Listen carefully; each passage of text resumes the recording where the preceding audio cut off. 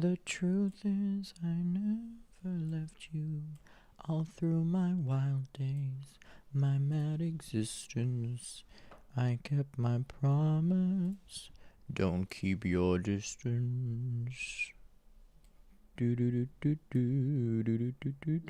Oh my god, I can hear myself. Terrifying. Hello, everyone. Hello. Hello, Paige. Hello, Junkie. Junkie Sama, you follow me to whatever platform I'm on, and I love you for that.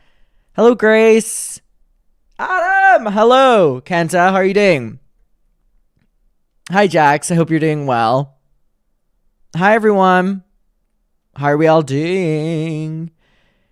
Yeah, we're live on YouTube again because people really enjoyed the YouTube streams, which was a surprise, but I enjoy doing them here. Let me move the chat up here.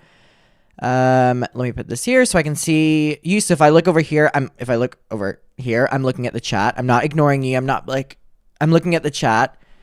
Opinion on Eugenia visiting Jeffrey. We covered that, Sarah, on last stream. And I uploaded the videos.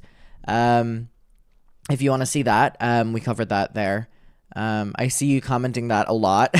We covered that. Oh my god, Sarah, you're commenting that a lot. We've already covered it, baby. We've already covered it, baby. I hope you're all doing well. I'm not really going to talk about Milo a lot on today's stream, so I may as well get it out of the way first and foremost. And this is why I don't want to talk about it, because okay, I'm literally just going to do a quick update and then we're going to move on because I don't want to talk about it a lot. But Milo may need to be put down tomorrow. He has deteriorated a lot overnight, and he is not eating anymore, and he is unable to jump up on the sofa, which is his favorite thing to do. He's unable to jump up on the sofa, which, again, is like not a good sign if he can't jump or anything like that.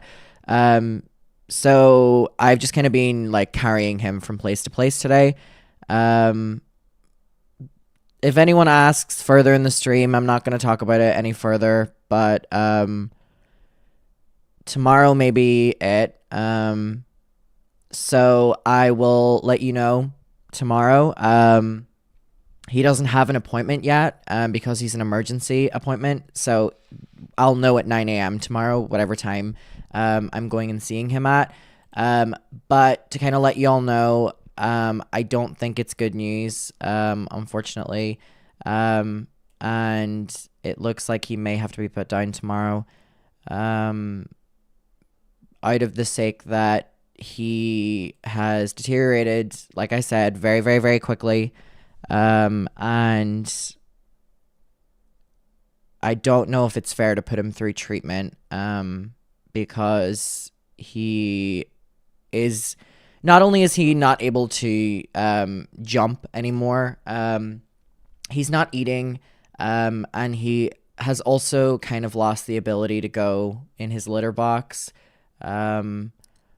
He's had quite a number of accidents around the apartment today, and I think he's lost the ability to like want to carry on.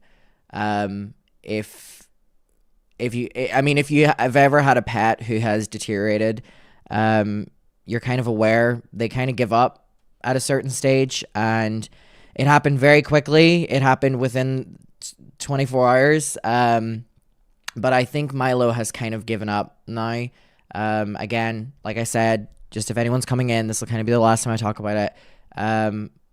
Again, we don't know what's going to happen tomorrow, but he's kind of given up going to his litter box, which is a big thing because he's a very clean boy. He's kind of given up on eating. He isn't moving a lot. He doesn't like me touching him or petting him anymore.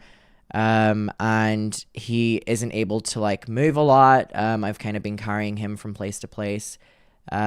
So I have to tell the vet that tomorrow. But what I do know is I can get myself a little bit prepared for tomorrow because They told me that if he was showing signs of this, that they would not recommend starting treatment on him. And I think witnessing the deterioration of him within the last 24 hours, to know that if he did start treatment, it would be in like a week or 2 weeks time for them to get the medication. I don't know if Milo would have that long in him to wait. So we will see. But that's what's going to happen tomorrow. I just wanted to start it with a little update. We will move on now. I kind of spent all day just with him on the sofa, carrying him from place to place. Yeah, that's the update. We will move on. I'll let you know tomorrow.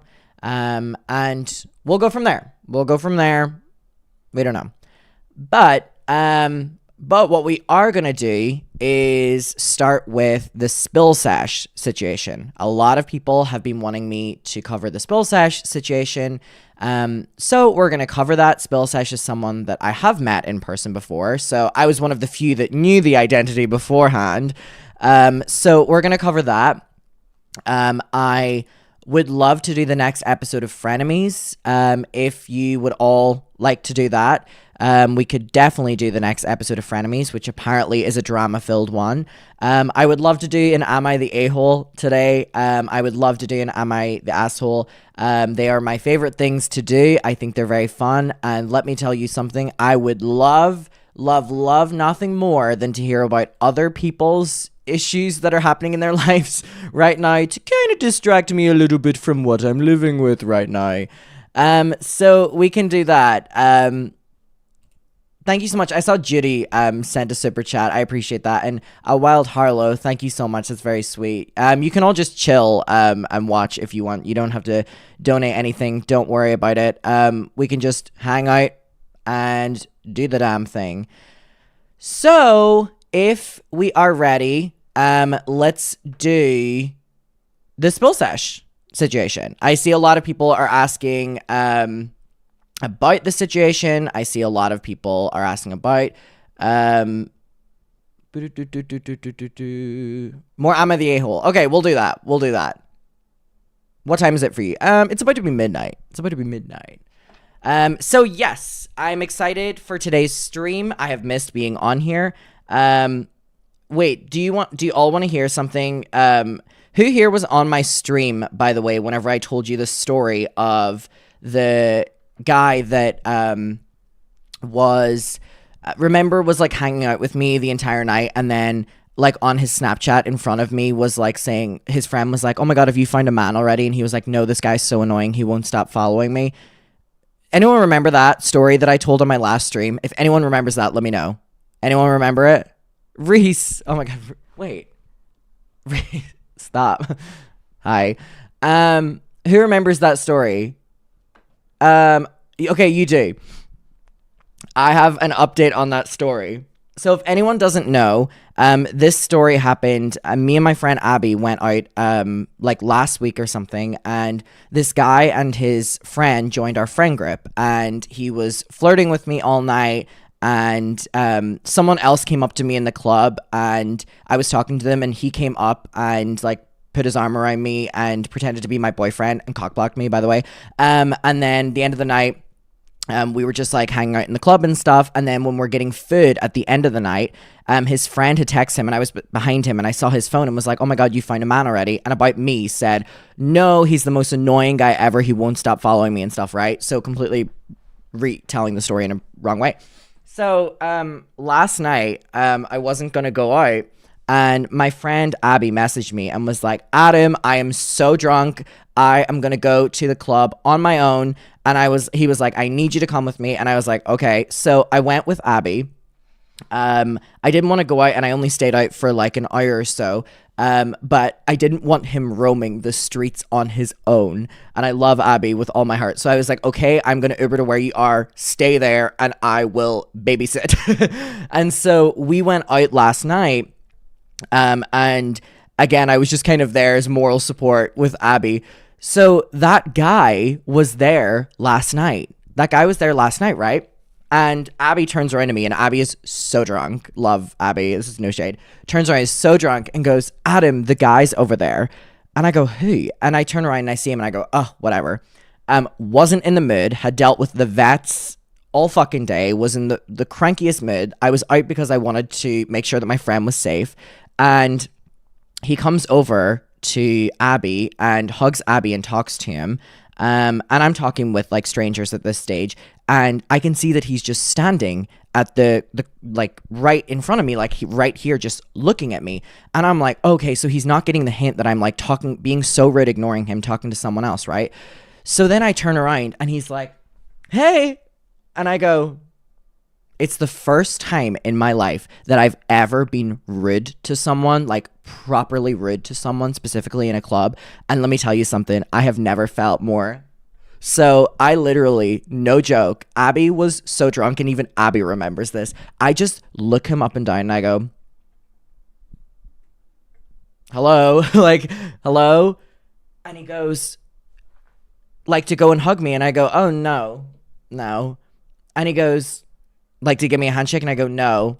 And I go to walk away, and he goes, Adam, and I go, give him a fucking high five, and he goes to talk to me, and I just go like, and turn around and leave. And let me tell you something, I have never felt more like, do you remember this? I'm not gonna say that. Do you remember, like, in like a teen movie, we always talk about like whenever they do like the like really like cringy line, and then they turn around and walk away? Ooh, I felt like that last night. I felt like I was in Riverdale last night. I have never felt. It felt so good. It felt so good. So good. I need to wipe my nose. Hold on. It felt so good, though. So anyway, I just wanted to give you that update before we get into the Spill Sesh story. The Mean Girls. Yeah, it was so cringy, and he still wanted the high five, and I'm like, what fucking age are we? Anyways, so can't believe I have enemies already in Manchester. I've been here, what, 3 weeks? Oh, I need to turn my radiator off because it is hot as balls in here. You're a beast, baby. Thank you. I was wondering why it was hot as balls in here. All right. Okay. So, we'll start with Spill Sesh. Okay. I have a little drink, and we're going to get in. What's everyone drinking tonight? Hold on. I love a Riverdale moment. Me too. You know what? I would never normally be rude to someone, and I genuinely mean it, regardless of what people want to say. Sebastian Soto looking at you. But last night, I had such a bad day. Like, I had such a bad day with the vets and stuff that I was like, today is not the day. Today is not the day. Mucker's number one enemy.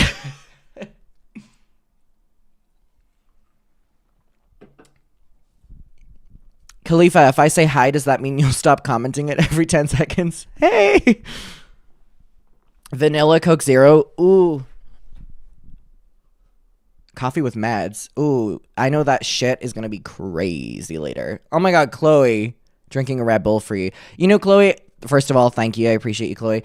Thank you. That's very sweet. I would drink a Red Bull, but I'm already going to bed at like 8 a.m. and I need to be up at 9 a.m. For the vets. Woohoo! Yippee! All right. We're going to do Spill Sesh. All right. Are you ready? Okay.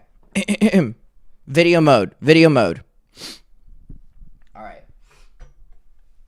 Are we ready? First video of the night. Hi everyone, welcome back to my YouTube channel. So today we're going to talk about this big reveal from Spill Sesh. So if you are not aware, Spill Sesh is a YouTuber on this platform, and I really like her. And she is an anonymous tea page, and she is one of the OGs, and in my opinion, one of the best, covering drama and commentary. And I really like her videos, and I actually had the privilege of getting to meet her. Oh my God, when was it? 2022, So when was it? It was when me and my friend Kat were in LA. We actually got to meet her. We went out with her. They went out to the bar, and then we went to the Role Model concert together. And I thought she was so endearing. I thought she was so pretty.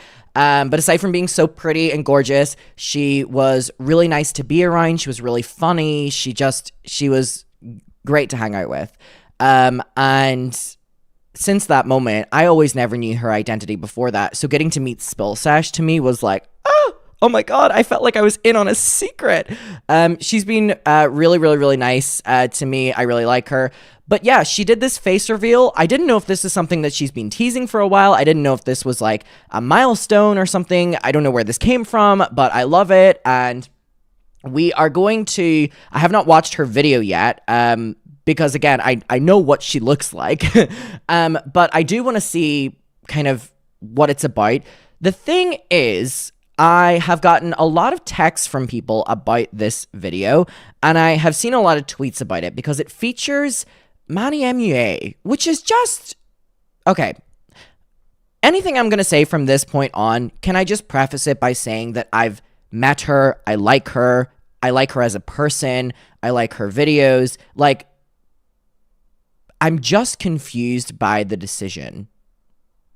Like, it feels, in the most respectful way, lame as fuck. Sorry. Like, this is her big moment, your face reveal, and you're hiding it under a video called Manny MUA exposes Spill Sesh, and the thumbnail is of Manny MUA. In the most respectful way, it's like not only odd, but just weird. Like, I feel like this would have done equally as good, if not better, if there wasn't a Manny MUA. It's like, I'm so confused as to why she is coming into her own identity on YouTube as like her own face and her own name and stuff. I don't know if she actually says her own name, so I'm not going to call her by that until she does it. But it's like, you're coming into your own, right? Revealing your identity and associating yourself with a YouTuber of the past. Like, you're cementing yourself in the beauty guru space with a has-been, in the most respectful way. And the reason that I love, or that I feel that I can call Manny MUA a has-been, is because, number one, he is the biggest supporter of the worst people that Spill Sesh has called out. And I'm like, what? Like, Manny MUA, the James Charles defender, Manny MUA, the Colleen Ballinger defender, and yeah, I have a little bit of a personal, like, grudge, you know, to like, okay, why is Manny MUA in this? Like, what the fuck? And okay, so what I'm going to do is I'm going to kind of take in the first couple minutes of the video and then kind of go from there. This video is 27 minutes long. Depending on how much enjoyment I get out of watching this, we'll see how much we watch. But anyway, this is on Spill Sesh's YouTube channel. It is called Manny MUA Exposes Spill Sesh, the face reveal. I just feel like this would have been so much more exciting if it was like Spill Sesh face reveal. Why the fuck is Manny MUA in it? Sorry. I feel like I keep fucking up his name. Manny MUA. Like, it's like, you know that video where they're like, there's a 50-year-old at the party. And it's like a party of like teenagers and there's just like this 50-year-old there. I'm not saying anything about Manny's age, but it's just kind of like, it's so odd. Like, doesn't Manny MUA like hate on drama channels as well, even though that's his own podcast is a drama channel? Like, I'm not forgetting that Manny MUA, again, the defender of James Charles, also did a podcast with Laura Lee, you know, the one he does the podcast with, about Colleen Ballinger, and basically the entire time just defended her under the clause of, we don't care to look into the story. So yeah, if you're pissed off by my opinion on this right now, you're on Adam McIntyre's channel. Adam McIntyre has a little bit of a personal grudge whenever it comes here because of Manny MUA. So that's what you're going to get. If you don't want that, go watch someone else's video. Although I have seen that like Dustin Daly and Peter Mon and stuff have a very similar opinion as well. Mama Deb said, please say hi to my son, Leon. Hi, Leon. Hope you're doing well. So let's get into this. We are going to put this on 1.25x speed. I'm very excited. I like, this is such a big moment for her. Like, I've seen the reason that she does this with Manny, because again, I haven't watched this video, but people are tweeting it to me constantly. And the reason is something, what did that person say on tweet? Something along the lines of Manny was the first video she did a drama video on or something. Okay, but like, you're coming into your own and solidifying yourself with like Manny MUA. Like, you know, even double down and do Jeffree or something, right? Like a little bit more like exciting, like Manny MUA. Really, girl? Let's get into it. Let's talk Spill Sesh. Drama channel named Spill Sesh. Again, this is on her YouTube channel. Go and watch it. Go support her. Go love her. She is a very sweet girl. Spill Sesh gets so many views and doesn't even show her face. I'm like, But her editing is like really good though, I will say. she's pretty nice to me for most of the part, so I'm like, I kind of want to know who it is. Everything I've seen, she's very like fair, I think. And one of the T-Spill pages on YouTube. Spill Sesh, probably. Apparently that distorted voice sounds like Morgan Adams. She seems really I want to know her sweet. identity so bad.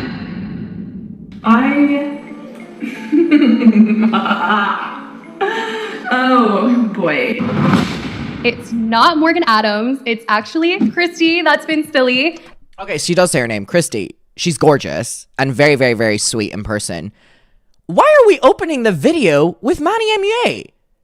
Like, aside from the fact that she's doing this with Manny MUA, she's just revealed her face for the first time on her YouTube channel with Manny MUA sitting beside her for no reason. Like, my mind is automatically going to, oh, there's Manny MUA. Like, Christy. And I'm here with Manny MUA. Hi, guys. Who just did You know what I mean? Like, this is such a big moment in her entire career. She's just revealed her face. This is an anonymous channel for so many years.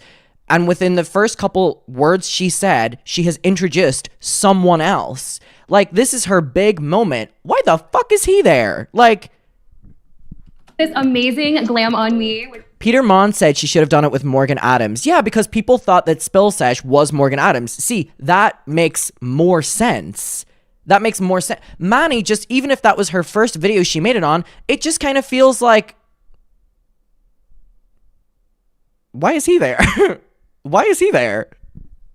She's like, I mean, this is out of this world. I can't do my makeup like this to save my life. She's so fucking gorgeous, though. I love her outfit. We're gonna get into why he's here, Why is he here? more about me, and I'm so excited. Let's spill about Spilly. Yeah, let's spill about Spilly. Let's get into it. We are gonna just get right on into it, and I'm gonna tell you guys why Manny's even here. Why am I here? What? Like what? Ariana. Ariana, what are you doing That's here? the- The first video I ever posted on my channel was about you.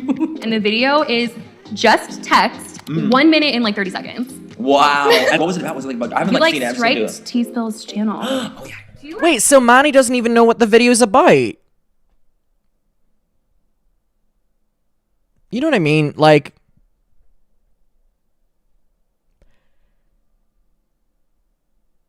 I can't stress enough how much I like her. And I genuinely mean that. I really, really, really mean it. And this is such a big moment for her. And it's like, why is he there? Like, why is he there? Like, Spill Sesh, I think, has good takes and great takes whenever it comes to calling James Charles out and even calling Colleen Ballinger out. You have just revealed your face with someone who's doing your makeup who loves both of them. Like, goes on the record defending them.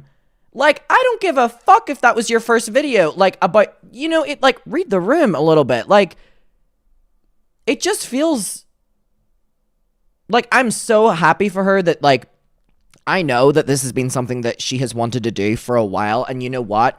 I'm very, very, very excited for her. And I can't wait for the audience to get to know Christy because she is a fucking gem. This just feels very weird. Like, there's people commenting. Kara said she's not used to being in front of the camera, so she wants to make it more comfortable to have him with her. Well, I mean, she's done a lot in front of the camera before. Like, she is a very, very, very talented woman who's done a lot in the media world. So I don't necessarily know if that's true. But also, why is it Manny MUA? Like, you may as well have just got fucking James Charles there and used the painted palette on your face. Like,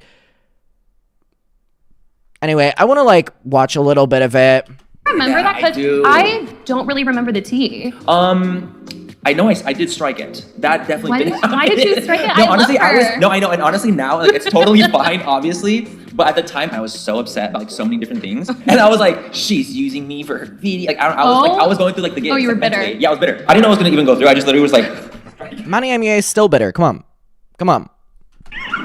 Was it about Trauma Headed?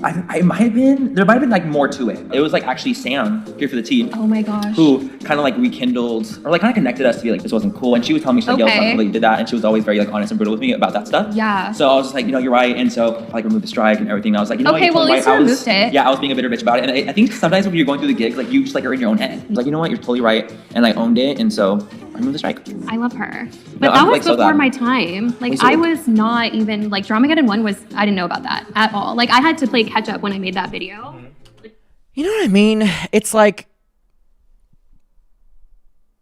they're both currently talking about a situation where both of them are admitting that they don't remember it or they don't whatever. It just feels like, why is he there? Like, okay, if you're friends behind the scenes, you know, great. Like, have fun. Like, but in a video, it just kind of like, this is like, again, she's so talented.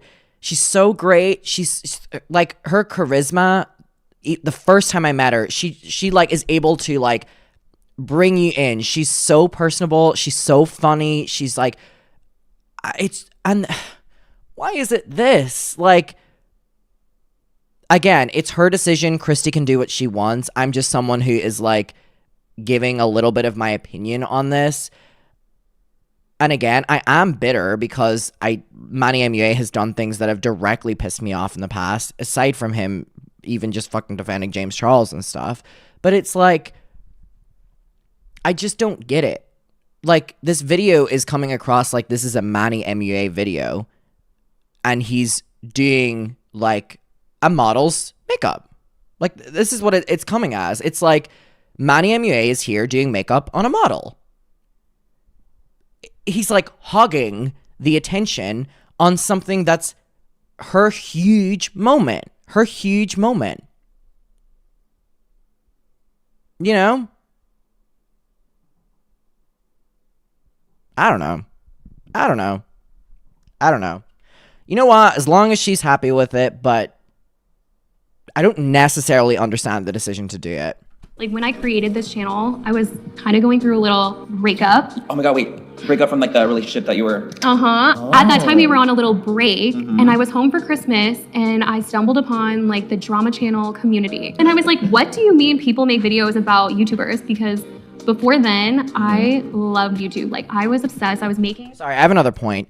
Manny MUA, who's someone who's been so outspoken against drama channels in the past as well. I mean, they've literally opened this with talking about him striking down a drama channel's video. It's like, so why is he here collaborating on the face reveal of one of the biggest drama channels?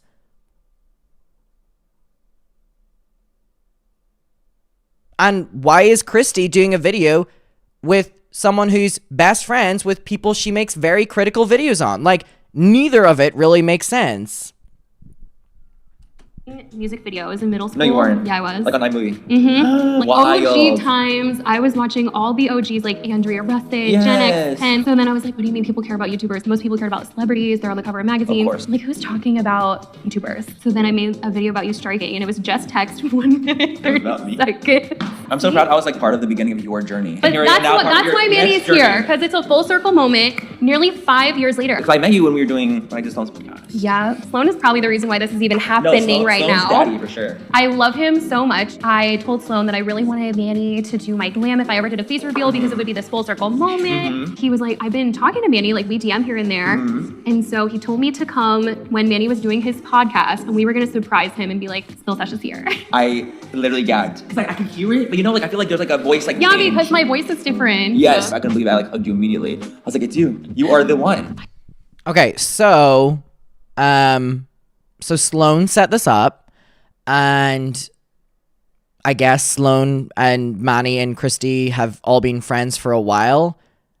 I just feel that it's like, I've spoken about this in the past, but like when you cover situations regarding people being involved with those people in real life makes it really iffy. I mean, it's like the equivalent of like whenever I was covering situations with Trisha and people were like, oh, Adam can't cover the Trisha stuff because he's involved in it. I mean, here we're seeing people say that they're friends with these people. Like, I don't know.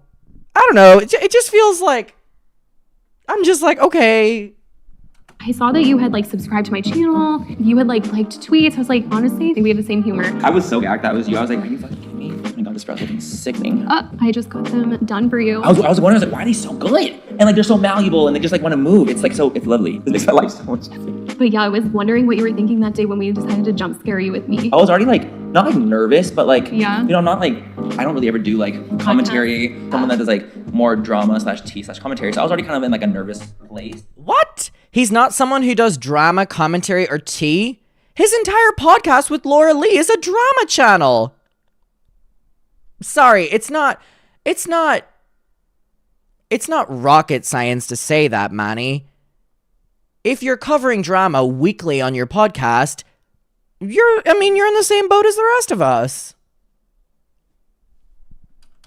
Yeah. So that honestly made me feel more comfortable, I'm not gonna lie. Really? Yeah, it did. I was wondering like what you even thought about like drama channels and stuff. Because clearly you're here today. I can't be that scary, you guys. No. And for a long time, I was like so bitter boots about them because I would always just get talked about all the time. And I feel like a lot of times people just think weren't getting my vibes. And it's so hard to like come across the way you want to sometimes. And like, I didn't mean it that way. And it wasn't until like I really did become close friends with Here for the Tea that I realized that like, drama channels are people too. And they do care. And that like, if you try to talk to people and like just try to understand, like I give it more of a chance. And so I think that's kind of what started the trajectory of like, they're cool. Like they're not out to get me, especially if they're coming from like a cool place. Like I don't have to worry about them taking me in the wrong way or being perceived in the wrong way. As long as they're coming from a cool place, okay?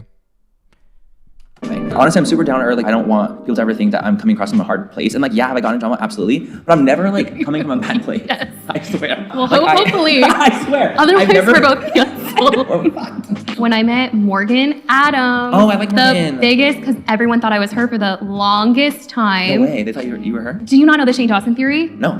Okay, so for the longest time, everyone thought. Okay, a lot of people thought that Shane Dawson had a say in Spill Session, that it was Morgan Adams that was doing it, and that's why I kind of agree. It's like, not that I'm the biggest fan of Morgan, but doesn't Morgan sitting down and doing this video make more sense than Manny MUA? Like, you know what I mean? It's just like, I can't specify it enough. Like, why is Manny MUA here? I've been told the reason, and I'm still like, okay. If you're going to do it with anyone, even though I feel like this should have been a solo moment for biggest impact, like, why wasn't it Morgan Adams? I don't know. I used to post like my podcast. I think on there, I would love to do interviews with people. I love that. Bring my red carpet side out. And then Trisha like recently talked about Spilly on her podcast. Oh, okay. And then Spilly is it another channel? No, Spilly's me. Oh. Yeah, I know. I reference myself in got third it. person. Got it. It's like, wait. Yeah. So, Manny doesn't even know her channel name. I want to see what the comments are like. Let me see. The fact you were able to trust so many people who knew who you... Wait, hello? The fact that you were able to trust so many people to know who you were and they didn't say anything speaks volumes about their character. Thank you very much. Been watching you for years, and I'm glad I can put a face to the channel. Who would have guessed that Spill says she aligns herself with predators and predator protector? Oh. The fact you support a predator protector is not a good... Or what a look, sis. Oh, this is long. Oh, wait. Someone said, Manny, you're not dumb. Making this video with Spill Sesh is a calculated move. Don't be fooled, people. Oh, this is a story. This is a story. Girl, I love your content, your hard work, and you're absolutely stunning. This took a lot of confidence to do with how long you've been anonymous, and it's awesome. I'm truly so happy for you. However, I think me and tons of other people are just confused. You, as the big YouTuber you are, would use this massive milestone to collab with someone who specifically defended Colleen Ballinger, and you were made aware of the podcast that Laura and Manny did defending her, and is also a predator apologist by being friends with James Charles. The person is friends with James, the same person that you were reporting on for being a predator towards children. You practically live online with us, girl, and you know all the details. You know what Laura and Manny showed their support for. You cannot call Colleen and James out for being predators, then be besties with the person that continually excuses their behaviors, especially using your face reveal. Now your face is forever attached to him. I just don't get it. It doesn't make any sense. You know all of this, and you're friends with other commentary channels and know how shady Manny was with all of this shit. How can you justify it? And how can you be friends with someone supporting predators while you call out the very same ones? I just want to know. This is very disappointing. I love your content, but this rubs me the wrong way. You're stunning, and I'm so proud, but people who are condoning predators should not be your friends. I can't believe I had to say that. Okay, we'll leave it there because, I mean, I only got to like 7 minutes in the video. You can go to Spill Sessions and watch the rest. There's another like 21 minutes in it. My opinion of this, I know a lot of people were asking me, and I didn't tweet, I didn't Instagram, I didn't YouTube post anything. I kind of wanted to come on video and talk about it. My opinion of it is everything I've said thus far. And without repeating myself too much, I'll kind of condense my overall final takes. She's gorgeous. I'm so glad people get to see her. I'm glad people get to know that the conspiracy theories about Morgan aren't true. I think that she is a very personable, entertaining person who's very, very, very sweet behind the scenes.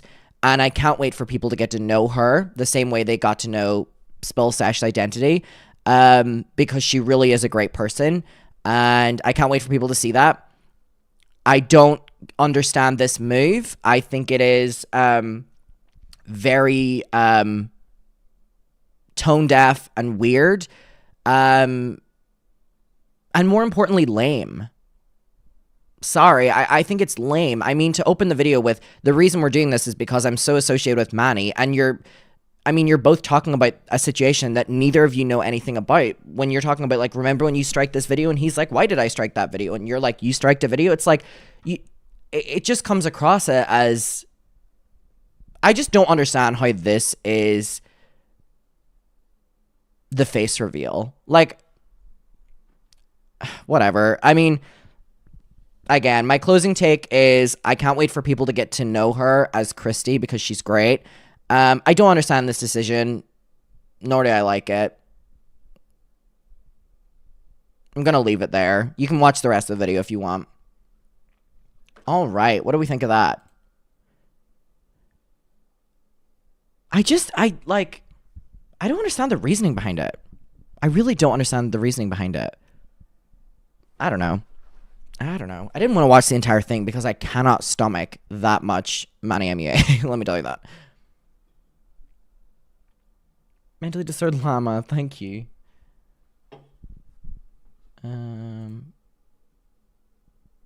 Say hi to your girlfriend, Lyric. She loves your video and watches your channel all the time. Her dog Baxter loves watching too. Baxter, hello! And Lyric, hello. John Z, thank you so much for that.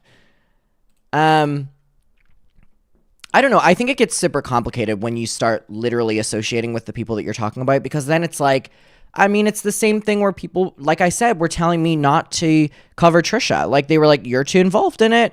Or whenever people were like, okay, stop talking about Colleen because you're too involved in it. And it's like, okay, but we have drama channels that are like best friends with these people. I don't know. Glad he's streaming here. Hey, I got you. All right. So I saw that someone messaged me on Discord, and they said, could I watch Peter Mon's reaction to the Spill Sesh? Apparently it's very, very, very intense. Do we want to do that? Now, I put on one of Peter's videos last night about this, and he texted me and was asking for my opinion on it. And I've just remembered that I told him that I was getting in the shower and I was going to send him a message with my opinion of it. I did get in the shower, but I forgot to message him back. Sorry, Peter. I have been so focused with Milo. But if you want, we can watch this. If you want, we can watch this. If you want, we can watch this. What do you think? Oh, I'm getting a lot of yeses. Okay, let me... I heard she's quick with the Sue, so I'm just saying, I don't know, Sally, Sue I love Peter. know, okay, but I know she knows Sue very well. This is a huge topic of discussion, right?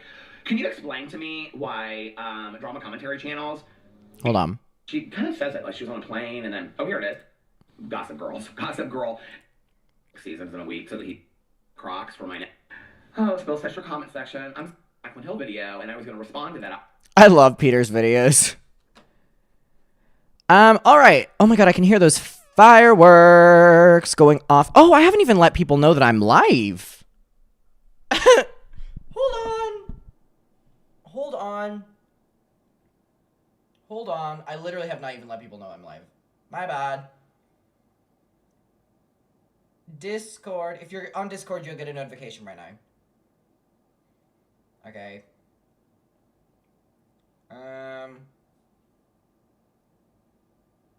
Announcements. Okay, wait. Live right now at everyone. Discuss. All right. Why the fuck am I getting so many emails about Apple invoices? Who the fuck has hacked me? Yeah, it was a secret stream for a little bit until now. The Discord is still open, yes. All right, are we ready? Are you ready? Boom, boom, boom, boom, boom, boom, boom, boom, boom, boom, boom, boom, boom, boom. You're holding up well. Thank you. Just wait until tomorrow. If tomorrow goes badly, you will not see me for a very long time. Thank you, Junkie. You're a beast too. You're a beast baby too. Okay.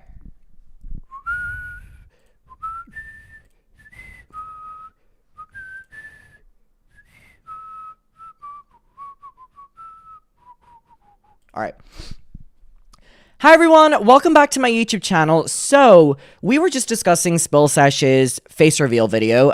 We just covered it, and a lot of people were reaching out to me that they want me to react to Peter talking about it. Now, if anyone wants me to ever react or talk about a Peter Mon video, I am going to do it. If Peter Mon has 100 fans, I'm one of them. If Peter Mon has 10 fans, I'm one of them. If Peter Mon has 1 fan, it's me. If Peter Mon has 0 fans, I'm dead. I love a Peter Mon video. And if Peter ends up seeing this, he messaged me yesterday. I started watching his other video on this, and he wanted to know my opinion of it because obviously Manny MUA has went on the record defending Cauldron Ballinger many times. And I said to him that I was going to get in the shower and then respond to him. I did get in the shower, but I forgot to respond to him. I've been up to my eyes dealing with Milo. So Peter, I'll give it to you now. I'm really sorry about that. But let's get into it. I hope you're all doing well. And let's do it, love. Let's do it, love. You know the way Peter does his book club? I'm going to do like a Peter Mon club. Like we just watch Peter Mon. All right, let's do it. This is called Spill Sesh, and Trend Mood fans are not happy about who they support. I love the contrary between Peter Mon videos and mine. My titles are always in lower caps because I don't like capital letters, and Peter's are always in full caps. All right, let's do it. This video will be linked down below. Please go send Peter some love, and love to Peter. I'll probably do that on Sunday or Monday now because I started getting massively sent this by people. So we're going to talk about Trend Mood. Being a predator protector. I feel like that word is just like so old at this point, right? Oh, Spill Sesh. Oh, Spill Sesh. And by the way, I hope people give Peter his flyers because I think Peter is the only, and I want you all to listen up. From my knowledge, Peter Mon is the only person who is staying consistent in calling any and everybody out for the things that he's holding everyone to the same standard for.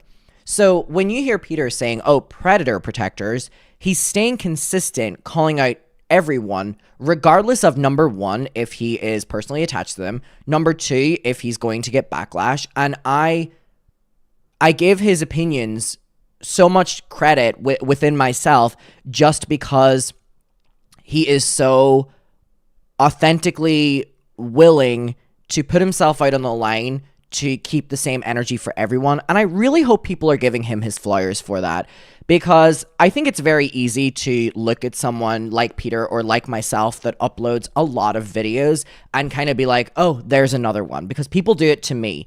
And I really hope people think that when they see a Peter video, or even when you're watching this, to know that throughout specifically all of summer until now, Peter has been so consistent on who he has been calling out and sticking to his morals. He has been publicly going on the line saying that he's unfollowing friends or unfollowing collaborators or unfollowing. And I just really, really, really respect him. And I think he's doing a great job at like a baseline standard on what he will and won't accept and what he will and won't call out. And I really fucking respect him for that. I really respect him for that. So let's get into this video. Let's get into it. Comment section. I'm sorry, honey, but it's just filled with that word. It's completely filled with the word predator protector. I just sat there, ate my popcorn, and read your comment section. Girl, it was a good show in there, okay? It was a good messy show. Bitch. Oh my God! Debbie Dobbles is in the chat. I don't know if anyone has been around for a while. Sorry, I hate to pause the video so quickly. Debbie Dobbles, you were one of the first supporters of my channel ever. And you have been so consistent in that. Debbie, oh my God, I haven't seen you in a while. I hope you're doing well. Can we all get some love for Debbie in the chat? Debbie, it's good to see you. I hope you're doing well. I hope your family's doing well too. She's beautiful, I said, right? Like, I also went on to say, like, she's smart, and, like, I thought she was. I thought she made good choices. I don't think that so much after today. I don't think this was a good choice. I think it's gonna bite her down the ass. This is where, like, if you've been around as long as I have, you can kind of see it through a little bit. And there's like things that she shared in her video that like I wouldn't have shared. Like I would never have shared that I work for TMZ, number one. Number two, I wouldn't have shared that I... Oh my God, I just remembered her telling me and Kat that. That was crazy. We didn't watch the entire video. I can only stomach so much of Manny MUA these days. We got about 7 minutes in. I forgot her saying that in person as well, but TMZ. Yeah, that's crazy. That's crazy. The lore, the Spill Sesh lore, the Spill Sesh-averse is crazy. Going to a bunch of influencer parties when I moved to LA, and number three, I wouldn't have shared that I basically would have done anything in the world to have a successful channel, you know?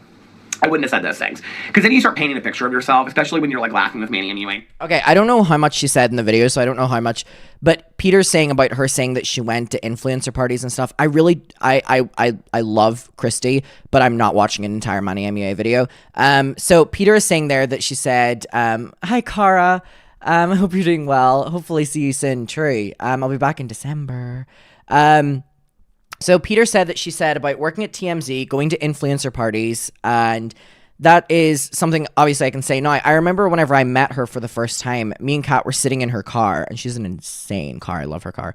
And she was talking about going to influencer parties, and more specifically named like a specific influencer that is like quite known for being like, you know, always in drama. She's kind of liked now. She has a podcast. I'm not talking about Trisha. It's Tana. And she had like gone to these parties and stuff, but none of them knew that she was Spill Sesh, and it was like a secret identity and stuff. And me and Kat were obsessed with the fact that like she would like go home and make videos about YouTubers and then go to like their parties and they didn't know that it was her.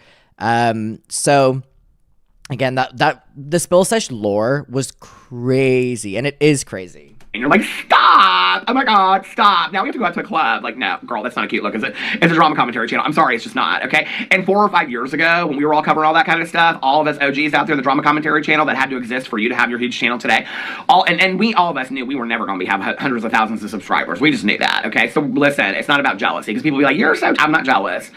Okay, I never thought I'd have 100,000 subscribers, trust me. I never thought I'd have 40,000 subscribers. Go back and watch those videos, okay? You talk about needing depends. I about shit myself when I hit 40,000 subscribers and was thankful for every single one of them. Go watch my BookTube video when I hit 1,000 subscribers and I'm bawling on camera, okay? Because that was more people than I graduated from high school with.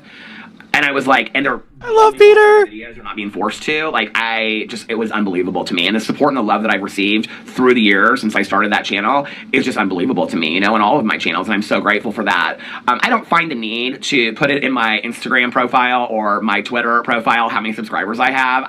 I don't find the need to do that. Congratulations if you're one of those people, Spill Sesh, that does that, but I'm not one of those people that feels the need to do that, okay? Like, I don't need pat on my back moments. I just don't. Like, I just feel so fucking blessed that I get to get up every single day with my integrity and share my honest opinion because I don't have people that I have to Oh, Peter is pissed. Peter is pissed.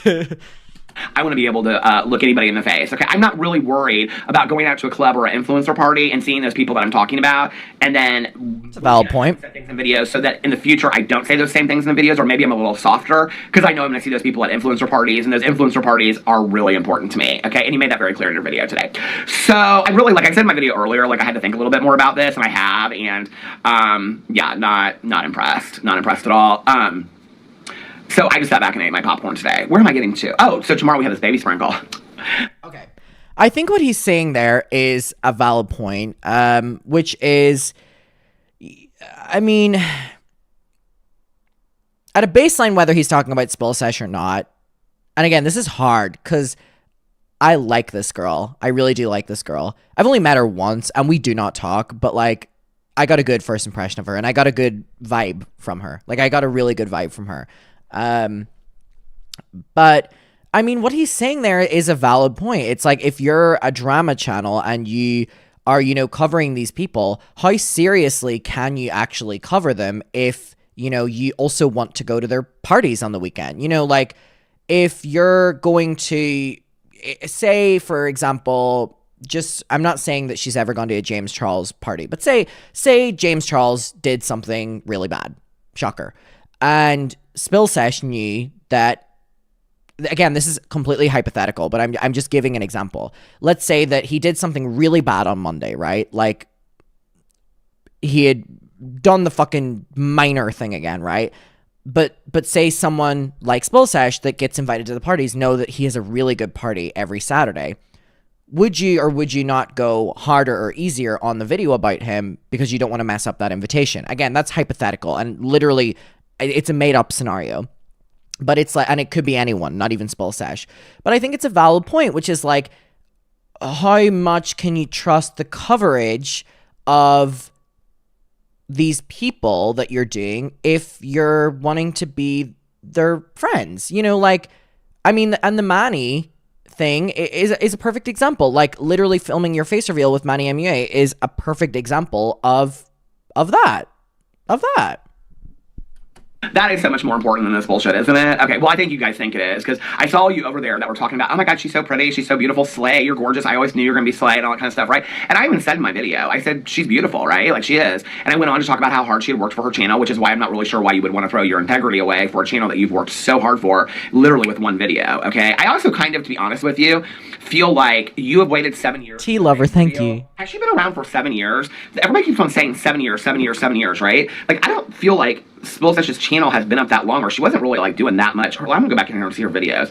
Oldest video that... Peter, when can we do, like, a Zoom collab? I love, like, the call and response that I create with whenever I'm watching a Peter Mon video and giving commentary on it. And my audience really like when I do this. Peter, when can we organize, like, a Zoom collab talking about this? Would anyone watch that? Would anyone watch that? I mean, when me and Peter Mon have our FaceTime calls, when he's out in his porch and I'm in my kitchen, I feel like that would be a fun video. If people would watch that, let me know. I might let Peter know. She has posted, it's 4 years ago. Manny MUA, she hadn't been around for 7 years. That was her first video. Manny MUA tries to shut down drama channels. Okay, that was 4 years ago. It was 8.8 thousand views. What was the video that she said that just totally took... Olivia J gets caught in college scandal. She said that... is that the video that she said... Okay, everyone's saying yes. No, that can't be it, because that's only at 11,000 views. Let's see the video that, like, really made her take off. She kind of says it, like she was on a plane, and then... oh, here it is. Olivia J being extra rich for 5 minutes straight. That got her... she went from getting 15,000 views to getting 1.6 million views. Okay, and I just want to tell you, I've been around long enough okay, and heard from people that literally were getting 5, 10, 10,000 views, and then they all of a sudden get like 500,000 to 1 million views. It's smoke and mirrors, y'all. I'm just gonna tell you that right now. I ain't buying it, okay? There's a lot of going on behind the scenes of stuff. I just want to tell you that. I don't believe that naturally that video just went live and she was on a plane and she woke up and she got these views. I don't believe that story, okay? Prove me wrong. I don't believe that story. For so many people, one of which I never speak of on this channel anymore, okay? But, like, there's so many people that I know that literally told me what they did to get those views and contrive views, and then people started subscribing to them because they were getting all these views, and it's all smoke and mirrors, okay? I've always said, I don't care what kind of views I'm getting or what kind of subscribers I have, but I want to know that I'm not having to do a bunch of stuff on the back end. So, I don't know. She says on there that, listen, I'm all for somebody wanting to be successful. I think, like, somebody said in there, you worked hard, you deserve to be successful. Who doesn't deserve to be successful? They said, you really wanted to be successful. Who doesn't want to be successful? Do you wake up today and you think to yourself, God, I want to be a fucking failure? Who thinks that, okay? I'm not sure. Me. Me. Okay, so, Peter is accusing her of, you know, fabricating numbers, I guess, is what that is. I'm not going to speak on that because I've also had people accuse me of that. Like, I've literally had people accuse me of, like, even this summer, like, my Colleen videos, like, people said I was, like, working in the back end to get them views. And I know for a fact that that was not what happened. So I'm not going to speak on anyone accusing anyone of that because it always bothers me whenever people accuse me of it. So I'm not going to speak on that. But I mean, he's saying that, you know, he has heard from people in the YouTube industry or ecosystem that have said that they have done it, and he's applying it to that story. So I have no comment on that. I have no comment on that. That I'm willing to sell up my integrity for it. And that's what I was going to say, okay? That all these people are like, she's so beautiful. Hi, Kate Rose. She is beautiful. She's an absolutely beautiful girl, right? I don't know for, like, you know, she said she wants to be like this investigative reporter in like 60 Minutes and things like that. I'm not really sure. Oh, and starting with the Manny one?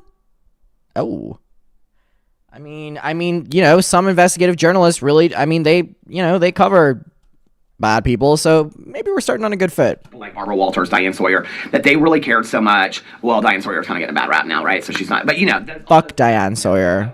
Fuck Diane Sawyer. Barbara Walters specials before the Oscars and stuff like that, right? We all know that she was like mean as shit now, so we know. There's like really not any good people out there anymore to talk about, right? An investigative journalist, whoever, right?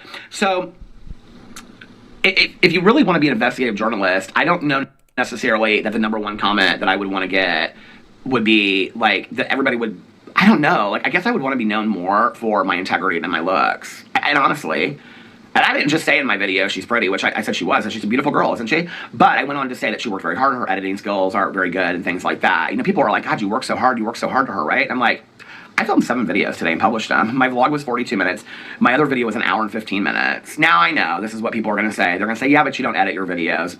You're right, I don't. She works much harder editing her videos. I totally Okay. do. So you're gonna find okay, but if people are going to say, I mean, I don't think this is a competition ever if people are giving, thank you, Gracie Ross. If people are ever giving Peter criticism for, oh my God, who works harder? I mean, if Peter films 7 videos a day and Spillsesh uploads 1 video a day, I mean, yeah, you could say, oh my God, Spillsesh does all this editing. Well, yeah, but I mean, if you categorize the time and effort put into them, they're both doing the same, you know, like, I just, it's my biggest fucking pet peeve whenever people, like, compare people's work ethic, and, like, it's like, hey, I'm doing me, you're doing you, shut the fuck up. Like, let me live. Dear fucking Jesus Christ. Find a good edit on her channel, but you know what you're not going to find on my channel? Collaborations with Predator Protectors. So, I don't know, 6 of one, half a dozen the other. I guess you might want to go with a better edit, right? Okay, over here you're going to find the truth. So, this is where we speak the truth over here, right? Shady. Viewing parties in my videos. Oh my God, do you think they will? Hey, Spilly, this one's for you. Love you so much, girl. Not. Anyway, so... Peter! I'm just, like, real disappointed today, like, all over.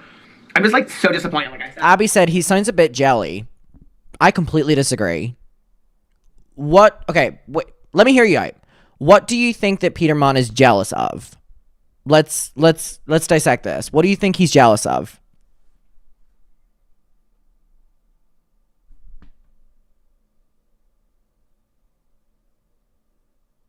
I forgot that the chat is like a minute delayed, so let me let me just give it a moment. Let me give it a moment for y'all to catch up. Adam, Oh wait, I lost the comment.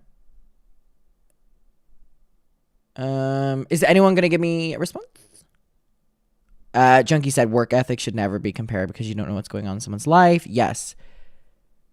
Okay. I'm getting no response on what Peter is jealous of.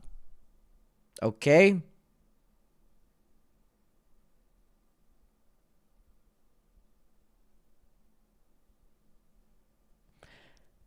Okay, now I know that y'all are now caught up, so I'm still getting nothing.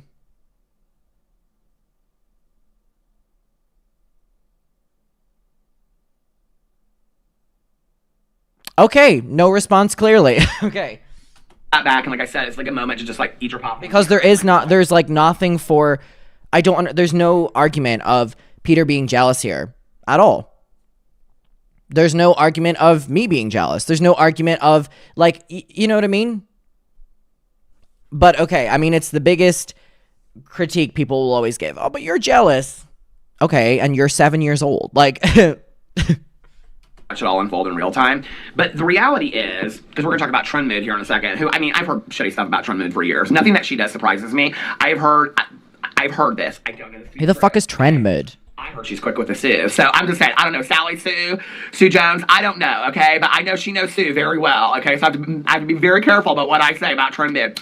I heard, allegedly, okay, that she loves the coin. She loves the Chanel purses. Who's Trend Mood? Oh, she loves a good influencer party. She loves to get invited to influencer parties. She shows up there. She has her picture taken with some influencers, you know, like Manny MUA and James Charles and those kind of people. She loves all that, right? And people constantly are calling her out for displaying problematic people. And she's like, listen, folks, okay? What I cannot stand is when these people, like, people all the time want to come over to my channel and be like, you are not open to criticism at all. And I'm literally sitting in a video where people are telling me that I said things that I didn't say. And no, I'm not fucking over it yet, okay? I'm not. When y'all are kissing the ass of somebody that has a predator protector in their face reveal, their biggest video that they're ever going to do, and y'all are kissing this person's ass, but then you call me out for saying something that I never said in a video. Oh, well, you insinuated it. No, I didn't even fucking insinuate it, right? And you're more upset with me than her having... Girl, it ain't just about the fact that Spill Sesh... Go look at her follow list, okay? Or the fact that she has... You know what? I didn't even do that. I did that... Uh-oh. It's never a good sign whenever Peter puts his glasses on and looks at his phone. Uh-oh. I looked, I don't even remember when I did. I don't want to get out of all this kind of stuff, but let's look her up really quick. Spill Sesh. Okay, who she only follows 176 people, so not that many people. She probably doesn't... Oh, girl. Oh, well, now this is all making sense. She follows James Charles.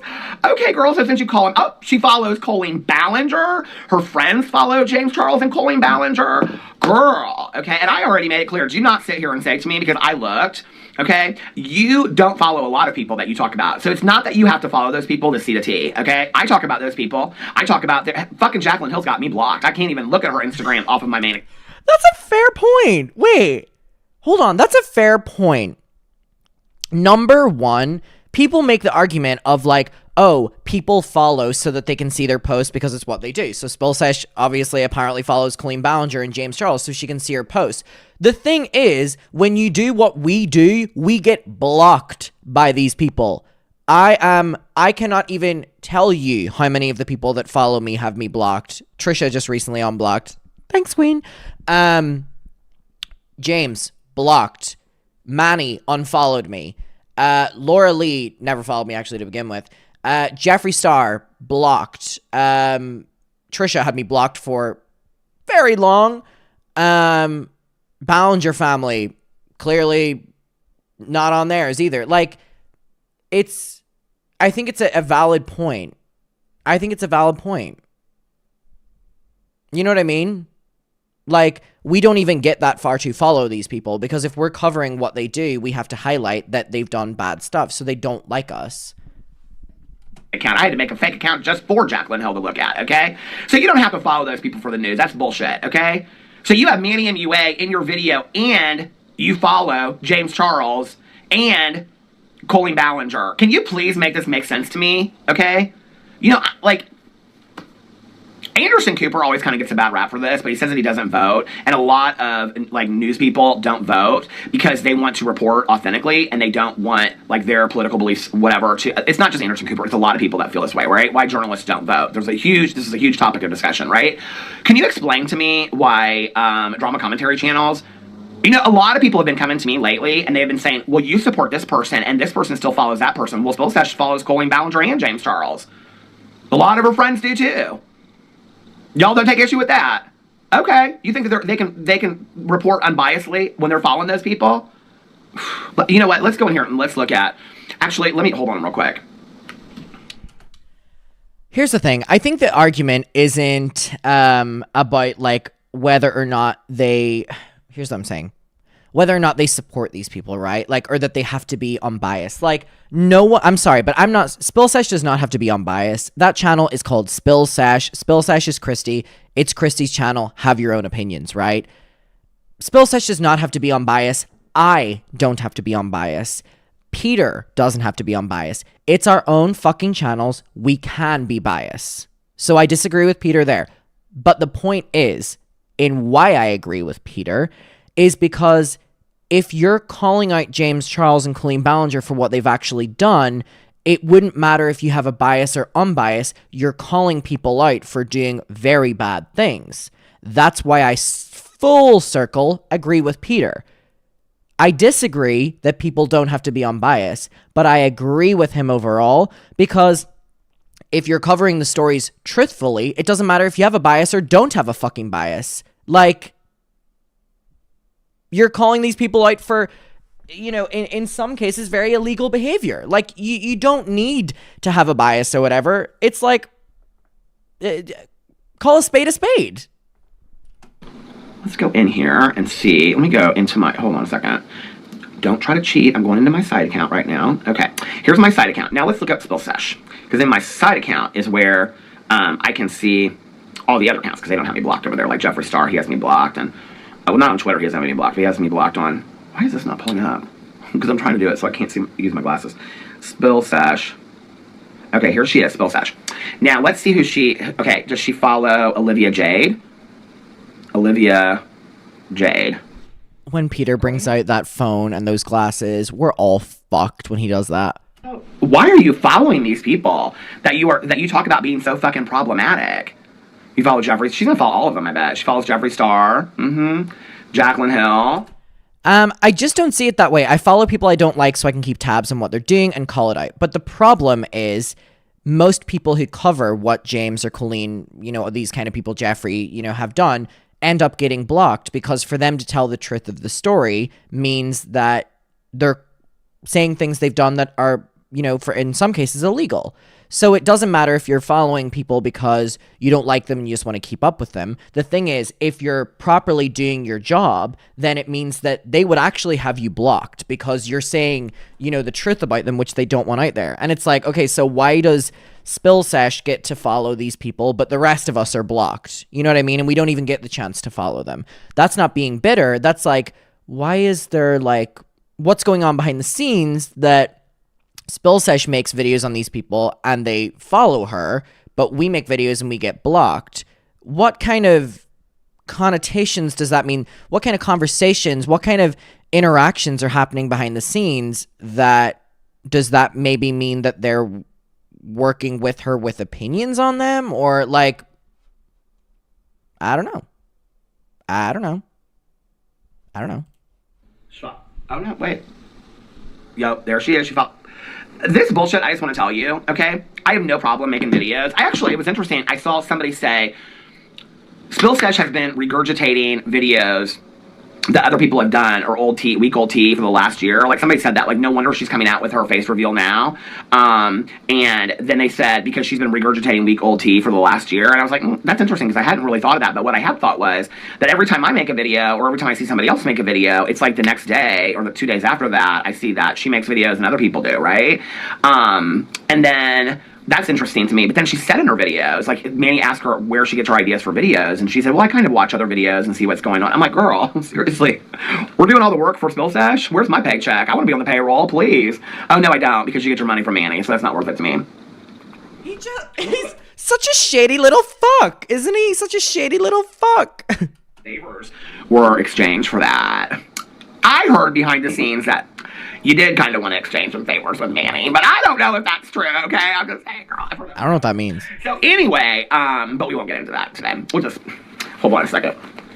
Shady little fuck. Stick that right there in that pocket. Keep that safe and warm for another cozy night of talking. Okay, you can tell I'm real fucking over Soul Sash, can't you? I'm disappointed and I'm real over it. Because I feel like there's so many people out there, and people want to know, they're like, I mean, so many times do I see people say, we're going to talk about this just in a second, okay? So Spill Sash, you need to read the room. Because I went over to her comment section.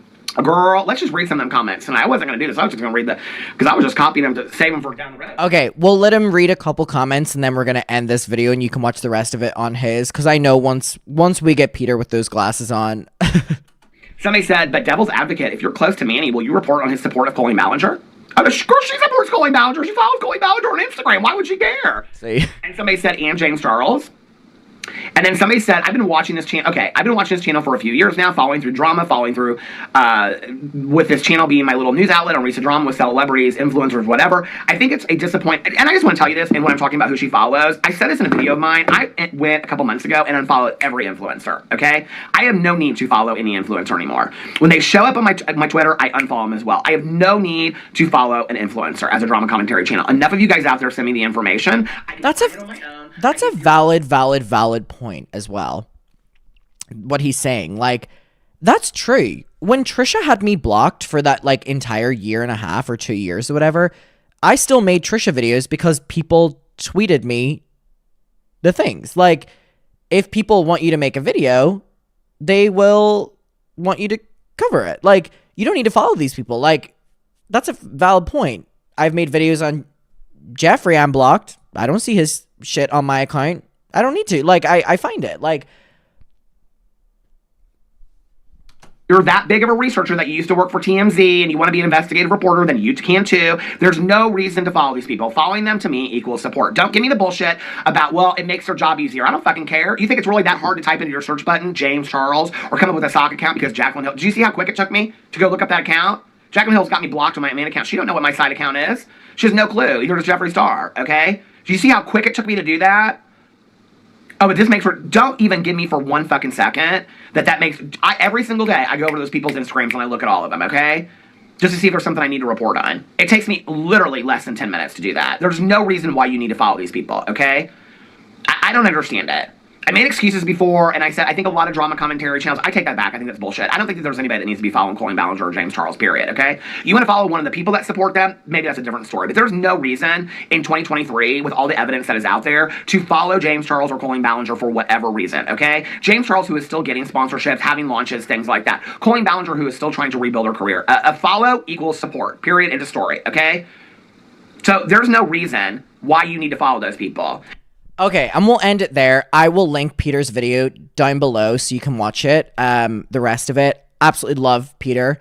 I think that's a valid point, and I've seen that for so long of people saying, you know, follow doesn't equal endorsement, follow doesn't equal whatever. But it's like at a certain stage, if it's very tongue in cheek, you know, with what you do, kind of look at how it looks to the public. Like, again, I don't need to say to you about the people I make videos on, and most of them have me blocked or whatever.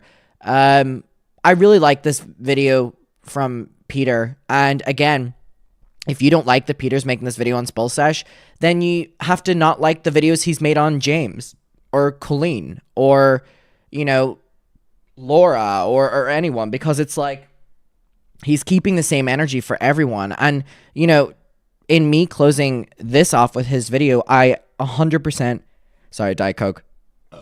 Whoa. I agree with him. There was no need for Manny to do this video. It seems out of place. It almost seems like a really weird fuck you. I don't know to who, but it just seems like turning the mirror around to the audience and being like, gotcha. Like, you know, you supported my videos about these people, but gotcha. I don't like it. We'll leave it there.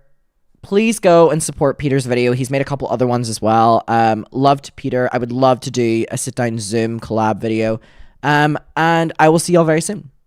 All right, everyone.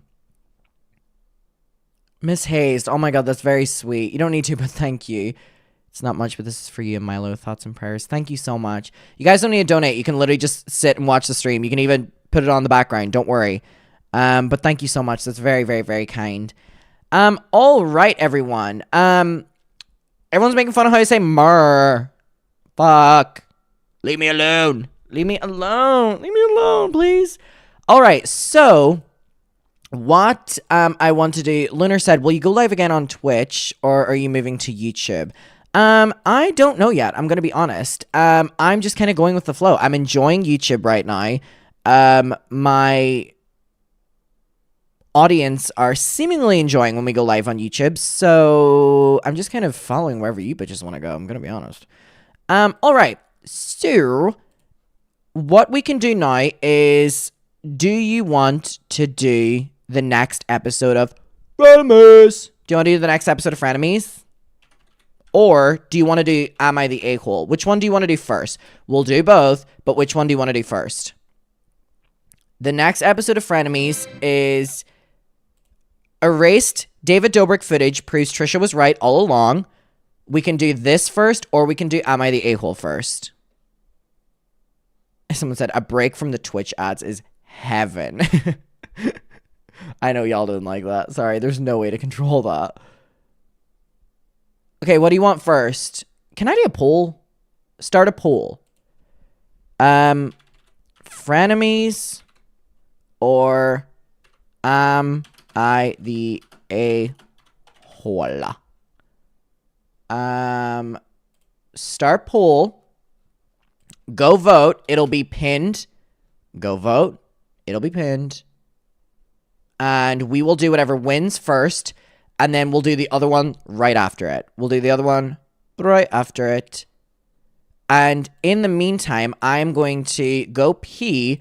But I am going to play you a video while I go pee. And I'm going to go get another drink. And I'll be right back after this. Go vote in the poll. I'm going to play you a video from 2 years ago. From 2 years ago. Okay. Film. However, I'll be right back. It is much later, and I am now sitting down. I ignore this, please. The only reason I'm wearing this is because I'm frantically cleaning the apartment, and this allows me to like not sweat and it affect my outfit. But I have the two kitties here with me, and so this is Milo. As we're aware, we love Milo. And it's important to note that he has shaved paws right now because if you've been watching my channel for a while, he went to the vets and they did a bunch of blood work tests on him because he was really sick and I was really concerned. It turned out he just had an upset stomach and I was being dramatic, but I would much rather have got him like checked out and stuff. And it seemed like his previous owners hadn't, like dewormed him and whatever. I don't necessarily know if that was the truth. Like, I can give you an update now. I remember in that video, I was like, it seems like they haven't, like, given him any of the treatment or whatever. It seems like they possibly could have. He just had a really bad reaction to, like, moving. So we still don't know. Maybe they didn't. Maybe they did. But he just got all of his treatment then. But they had to give him a bunch of blood work, which is why he has shaved paws and stuff. So I want to give you a little bit about his personality that I'm going to give you Tyler. So he is a lot more... likes to be by himself. He's a British short hair and he is still very small and he's gaining his weight back, which is great because he's very tiny. And compared to Tyler, he's so small. His personality is he's a bit more quiet, a bit more timid. He likes being off on his own a lot. Sometimes, Tyler, especially if people come into the apartment, Tyler will be playing with them, will be running around after the dogs, and he'll just like sitting on the sofa. Like he loves just... Oh, sorry. I'm trying to control two cats here at the same time so they don't run away. He likes just being off on his own, which I appreciate that, that. And I just let him do what he wants. And he's the most beautiful eyes, as you can see right now. Oh my god, he's so gorgeous. Okay, everyone. This, I don't know. This may or may not be our last little collab together.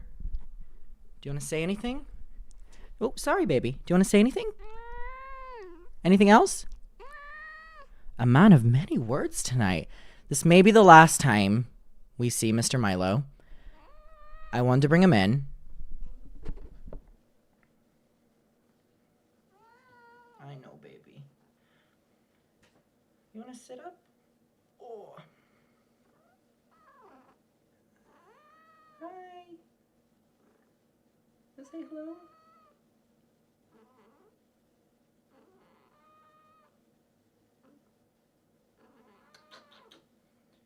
want to say anything? Anything else? As you can hear, he's in a lot of pain. I know, baby. Do you want to say goodbye? Maybe. Maybe. Hopefully not. But just in case. Bye-bye. Just in case. Just in case. I'll put you back now, baby. Ugh.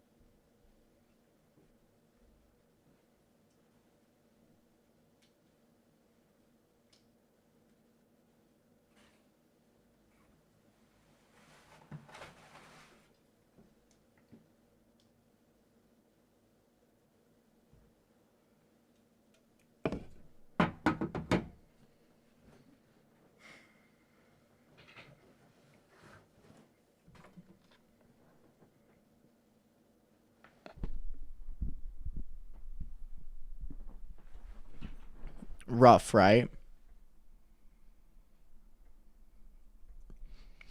Rough, right?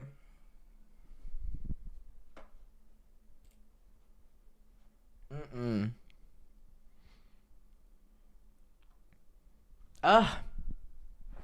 me go get Let me go get a tissue. Hold on.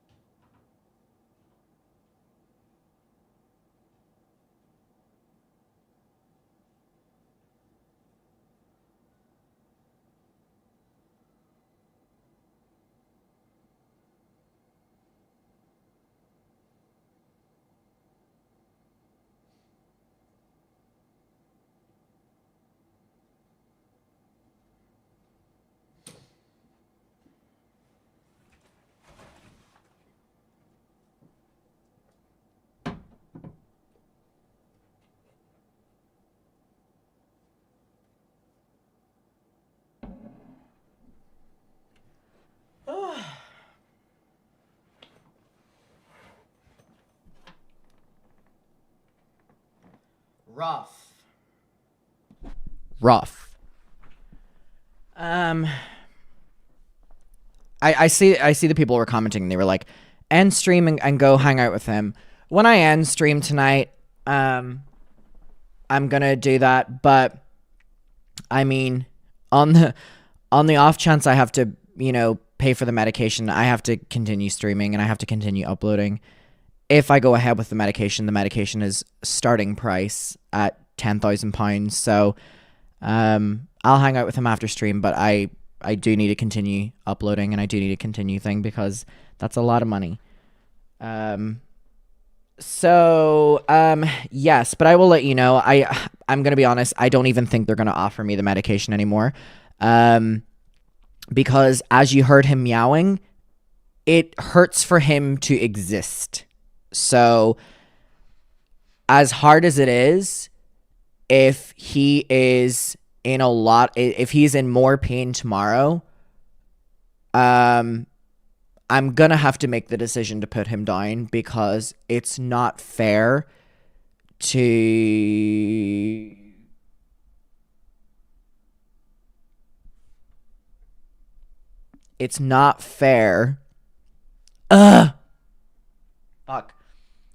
it wouldn't be fair to put him through something if it's guys, I appreciate the Milo donations. You don't have to because he might not get the medication. I don't think he's going to get the medication. I appreciate the support. You don't need to. I don't think he's going to get that far. So keep your money. I appreciate it. Watching this is enough. Keep your money. I don't think he's going to get it. So, but we'll just have to make the decision to put him down because if he is really, really, really sore to exist, I couldn't live with myself to put him through that. We're gonna move on because oh my god, I can't talk about it more. I'm trying to hold myself together here. Holly, thank you so much. That is very, very, very kind. It's your first time on here as well. I think you have a little one beside you. Thank you, Holly. You don't need to. I genuinely mean it. I genuinely mean it, everyone. I appreciate everyone being so sweet and being like, this is for Milo and stuff. I'm going to be 100% honest with you. Please do not donate in the name of Milo or anything because I don't think he's going to get the medication. And if he starts the medication tomorrow and it is that £10,000, I'll deal with it. But I don't think he's going to get it. So please don't donate in the name of Milo because I don't think he's going to get the medication. So keep your money and watching the stream is enough. I appreciate just watching the stream. But I will let you know what happens tomorrow. But it's not looking great. Not looking great, I'll be honest. Brooke, I'm so sorry to hear that.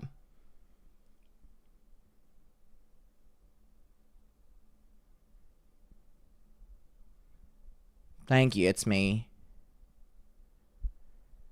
Lucy, thank you for your donation. Okay, I'm going to stop reading out donations because I don't want anyone to donate. So if you donate past this, I'm not going to read it because I don't want people to donate in the name of him. So if you're going to donate past this, I'm not going to read it out because I don't want people to donate. I'm going to start frenemies and we're not going to read out donations. I hate to be rude or anything like that. I appreciate the support, but I don't want to continue reading them and kind of encourage that thing because it's unfair to all of you because he's probably not going to start the medication, so you would be donating for nothing. So past this, I'm going to read these ones. I'm not going to read out any other ones. I appreciate the support. I really do. I don't want to encourage this because it's probably not going to happen. So I'm not going to read past the last one that's on my screen, but I appreciate everyone. I'm not going to read anyone's past this, so stop and just enjoy watching, okay? Just stop and enjoy watching. Lucy, thank you. If the vet says he has a chance with the meds and he doesn't suffer, please don't give up on him. Trust me, I am doing everything I can to not give up on him. But at a certain stage, if he is meowing in pain at moving his paw... Hallie, thank you so much for a little Red Bull to get you through tomorrow morning. That's very sweet. Thank you. Please get a second opinion, Mackie said. He was getting a second opinion today from a different vet, and they said basically along the lines of if he is no longer using his litter box and no longer eating, it basically means that either a decision for his life needs to be made or the decision is going to be made for me in about a week's time, which is what they would estimate that he would have left. So, and Super Robbie, thank you so much. It's very sweet. Thank you for allowing me to be part of your daily routine. Okay, I'm not reading anymore, so let's stop it now.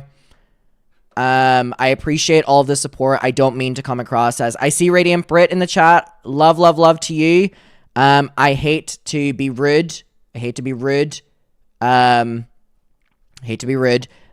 I'm only doing it because I don't want to do that. So, we're going to start frenemies, okay? We're going to start frenemies. We're on episode 21. Are we ready? Are we ready, y'all? Aye, aye, Captain.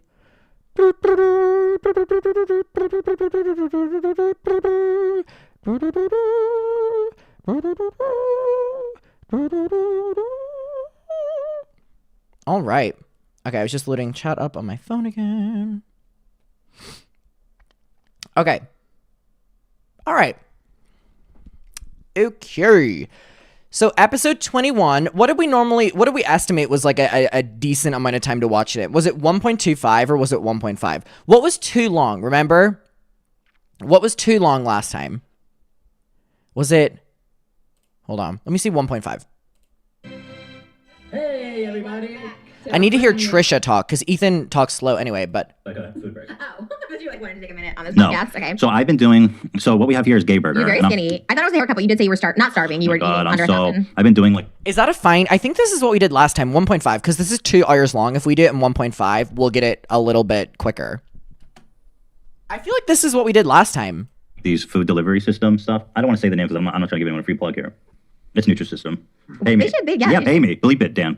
No, don't believe it. That's good. Nutrisystem might give us a plug. Give you the next Marie Osmond. Yeah, they'll be like, why? Anyway, so these guys, they send you the food and you eat it because I'm just so desperate to lose. I'm just so tired of being fat. I just hate being fat. It's just the worst thing. So I said, I'm doing Nutrisystem.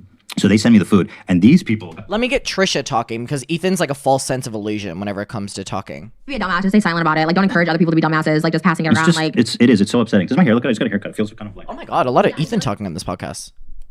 Dude, your mask off for Shane. I mean, like, I applied, but never on the show. And they were like lawyers and doctors. And I was like, where do these people come from? Listen. Just because they weren't entertaining for the show, like a character? I think they're lying. I don't think so. Like, during that time, I was in my DMs. Ian, you were going over those. We all went through them. If there were doctors and lawyers, we would have put them in. I think they just weren't as entertaining. Well, Dude, some we trust put me. in for... She's a little bit quick, but I think that this is fine. She's a little bit quick, but I think that this is fine. What do we think? Having a glass of red wine and a grilled cheese. Do you know that if I could like have a meal right now, that would be like my meal, like a red wine and a grilled cheese? For some reason, that sounds so fucking good right now. Okay, people said that it's fine. Okay, love it. I mean, it's 2 hours long, so I mean, 1.5 is probably needed. Okay, love it. Damn, I wish I had red wine. Do I? No, I don't. I also don't want to drink tonight. It's not a good idea. Okay, it's perfect. All right. Soldiers, let's go. Okay. Hi, everyone. Welcome back to my YouTube channel. Swiftly moving on with the Frenemies rewatch. So if you don't know what we're doing, we are going back and rewatching Frenemies and basically seeing how it's aged. Sometimes they don't age very well. The past couple episodes have not aged very well. This one is episode 21. It is erased David Dobrik footage proves that Trisha was right all along. So we are in for a ride today. Katie, for your next Beast Burger. Love from someone who met you, 3H3. That's very sweet. Thank you. And they do have Beast Burger here in Manchester. So yeah, there's that. I can't wait. Thank you. Thank you. Welcome to Manchester. Thank you. Should I say this or should I not? I'm gonna say it. Okay. I need your guys' opinion. Rosanna Pansino is DMing me on like every social media platform. She like wants to talk to me, but I don't care to talk to her. Hold on. Let me open it with this. I want your opinion on this. Rosanna Pansino has DM'd me on Instagram and Twitter. And she's like, thanks for covering my story. I would love to talk to you. But Rosanna Pansino is one of Colleen Ballinger's best friends. So, like, why would I want to talk to her? Like, you know what I mean? Like, in the most respectful way. Like, I'm covering the thing that happened with Mr. Beast, but, like, you're one of Colleen Ballinger's friends. Like, you know what I mean? What did she say exactly? With so much love to her, of course. She DM'd on Instagram and on Twitter. This is no shade to her. I appreciate her reaching out. She said, hey Adam, thanks for covering my story. I'd love to chat with you sometime if you're open to it. She DM'd that on Instagram and on Twitter. Now, again, with so much love, she's probably the person that's collaborated with Colleen Ballinger the most. And if I was going to talk to her, that's probably what I would talk to her about, honestly, and be like, why didn't you say anything about that? Like, you know what I mean? So so do I respond to her or do I not? Like,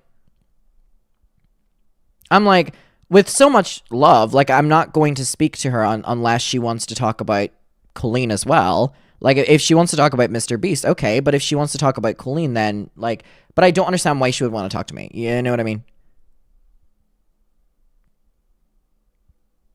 I just kind of was like, whatever.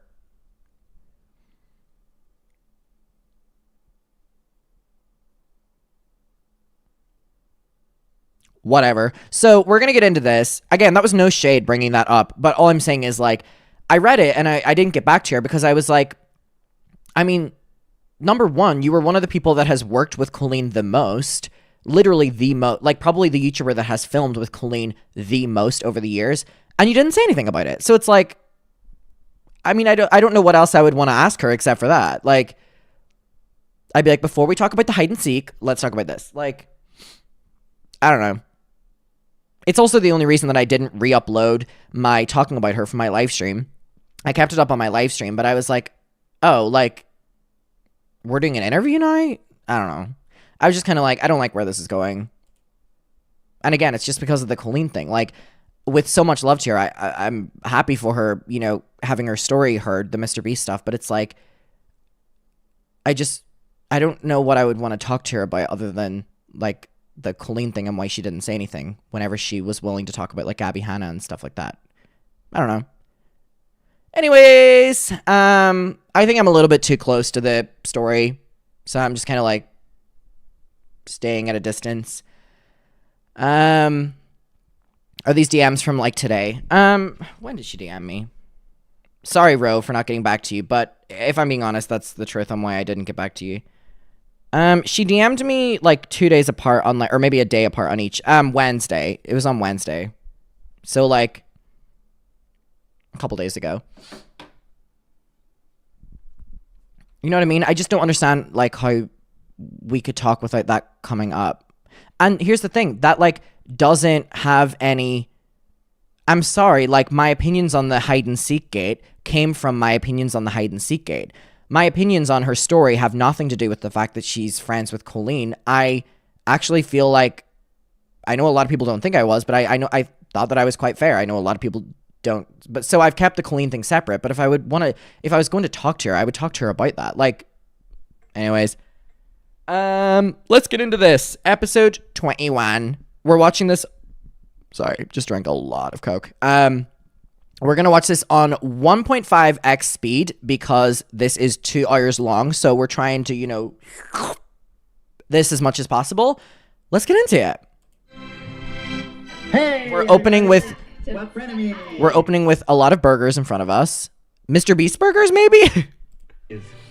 Should we plan something to say? Like, should we have an opening tagline like most good podcasts do? Do they? No. Oh, they don't? Well, they have a tagline from a podcast. But they usually, like, go like, hey, everybody, or they have some kind of way to open it so it's not as awkward. Oh, I feel like that should be like Dan. You know how they have like Gelman for like Regis and Kelly? Trisha looks pretty. Like, I feel like there needs to be like a Gelman. We need an announcer? Yeah. Oh, that's interesting. Dan, you want to announce? What would you say? Oh, geez, I don't know. Say, hi! Good. It's gotta be really dumb. Good afternoon. Yeah. Usually release in the morning, so that might be weird. Be like, are they friends today or are they enemies? Here's your favorite frenemies, yeah. Ethan and Trisha. Right. Thanks. That is really good. Dan, you want to try that? Jesus. Come on, hit us with it. Are they friends or are they enemies today? Tune in to find out. Are they friends or are they enemies today? Tune in to find out on today's episode of Frenemies. That's us. Yeah. I like that. That's wonderful. That was good you did that. I like cringe doing it and then like having someone else. That was a really good idea though. Okay, maybe we'll get an announcer. Maybe Dan will be the announcer. You never know how these fucking episodes are going to start. We started one of the last ones with like an explosive fight. Well, he's the only one here, so I mean, like... Yo, what? Your dogs are humpy. Number 15, Mr. Beast foot lettuce. Do you know that the person that makes them videos included me in one of them? It was like, oh my god, I wonder what the video is. Sorry for going on a tangent here. It's like, top scariest ghost. Does anyone know this bit of lore that I'm in one of these videos? Shit, which one would it be? It was like Chills. And I'm in it.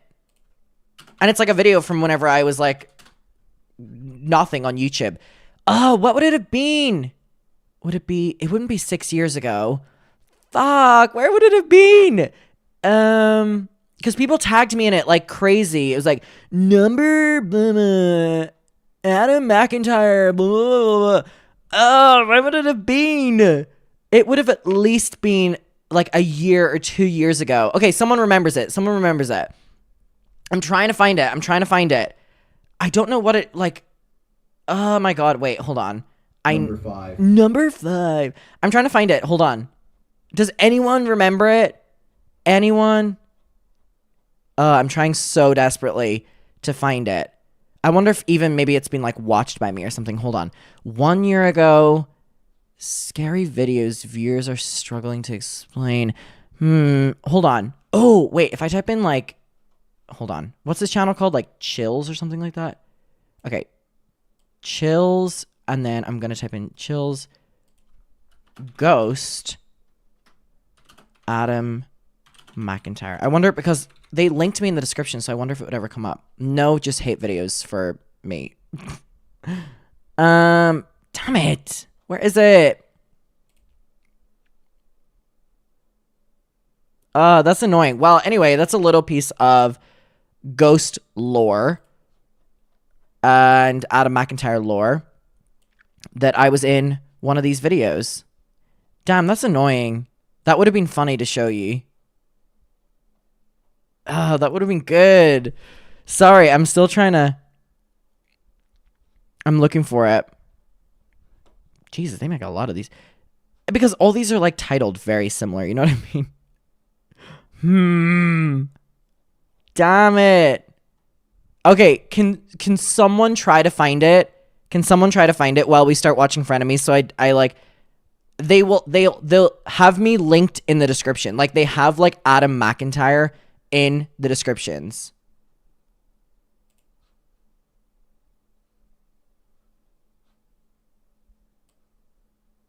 Wait, people are sending me a title of a video. I don't know if this is it.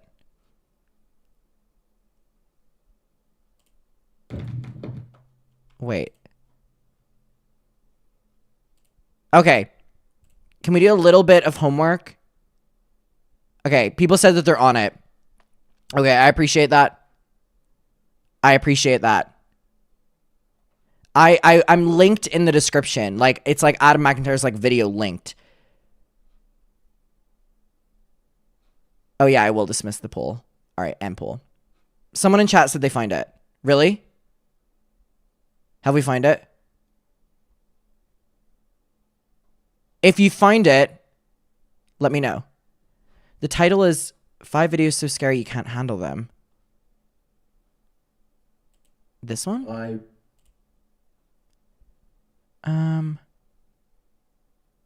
I don't think so.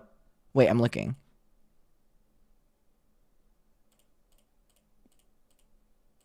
It's me in it. Alyssa said I find it. Where? Where? 5 videos so scary you can't handle them. You can't handle them? Can we get a link?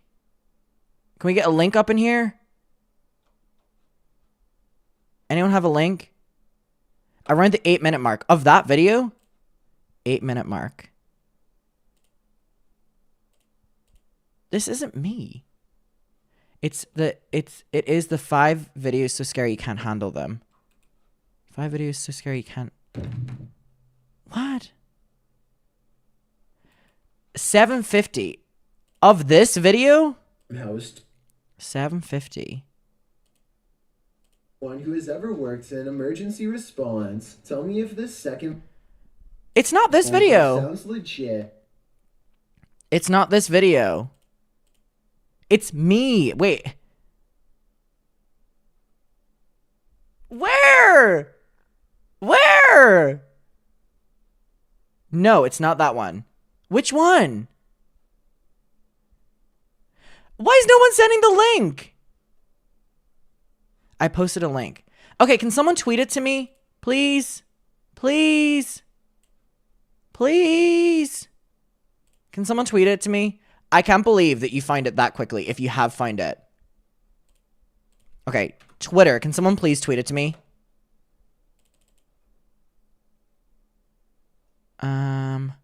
Please.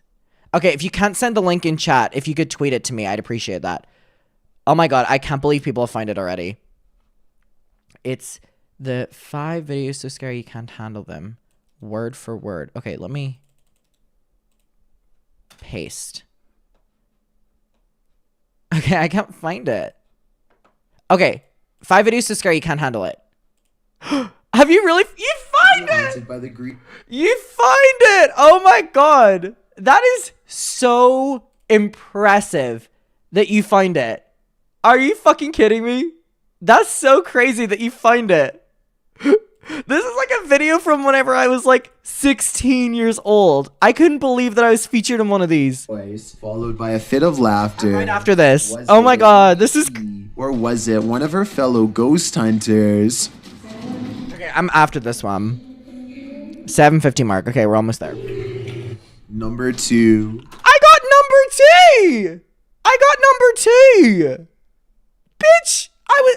Number 2? I mean, it's the first loser, but it was number 2. Adam McIntyre travels from Ireland to London to investigate the Woodrow High House, a house said to be haunted by the grieving ghost of a widow named Lady Helena Stanhope, who has been endlessly roaming these hallways since the 1600s. Adam and his ghost hunting pals think that...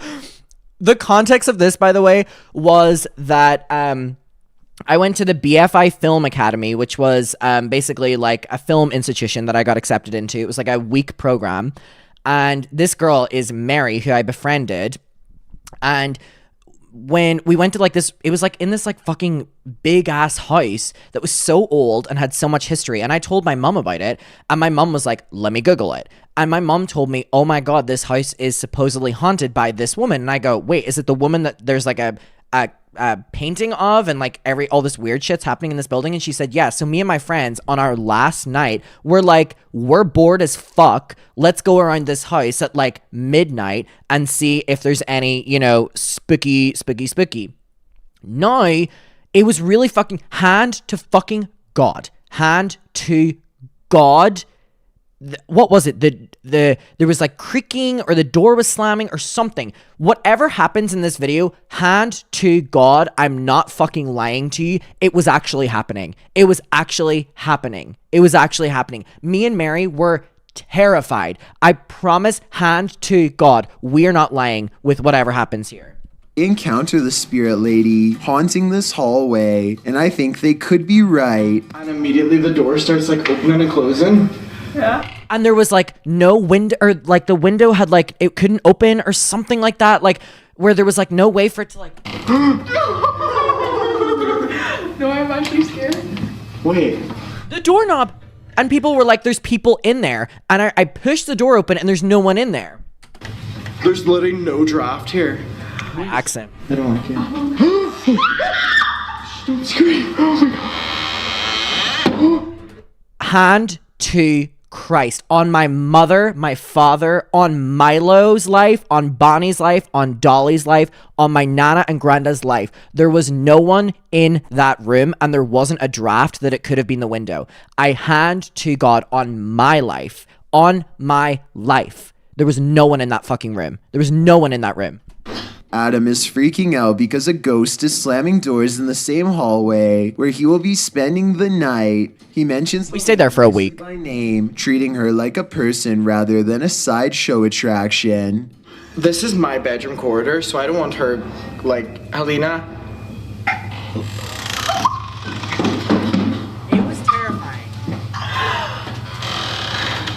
And Helena the ghost responds by closing the door gently instead of slamming it shut like before. The three of them are really scared, so they don't go right away, but they do briefly explore the room from the door, and I don't see anyone standing there. As they stand breathlessly outside, it becomes more than apparent that an apparition does not want to let them in. Finally, the nervous trio works up the courage. The nervous trio. To enter the haunted room and conduct a little paranormal experiment. Oh my god, my friend Caitlin. Evidence. They lock the door to prove that it really is slamming the door and not a draft. After a while. Did you see the window closed? Proper lock it. It unlocked! Oh, is it the wind, Caitlin? Is it the wind? Unfortunately, Adam's head is blocking the lock when it happens. So yeah, because there was someone standing behind me that was tiny, that was the size of my head, that unlocked it. We never get to see how the ghost manages to open the door, or if it was one of them all along. I've got a challenge for you. Okay, thank you so much for people finding that. Hand to God, it was not any of us, and it was terrifying, and I completely forgot about that until that moment. That was crazy. That's part of the Adam McIntyre lore.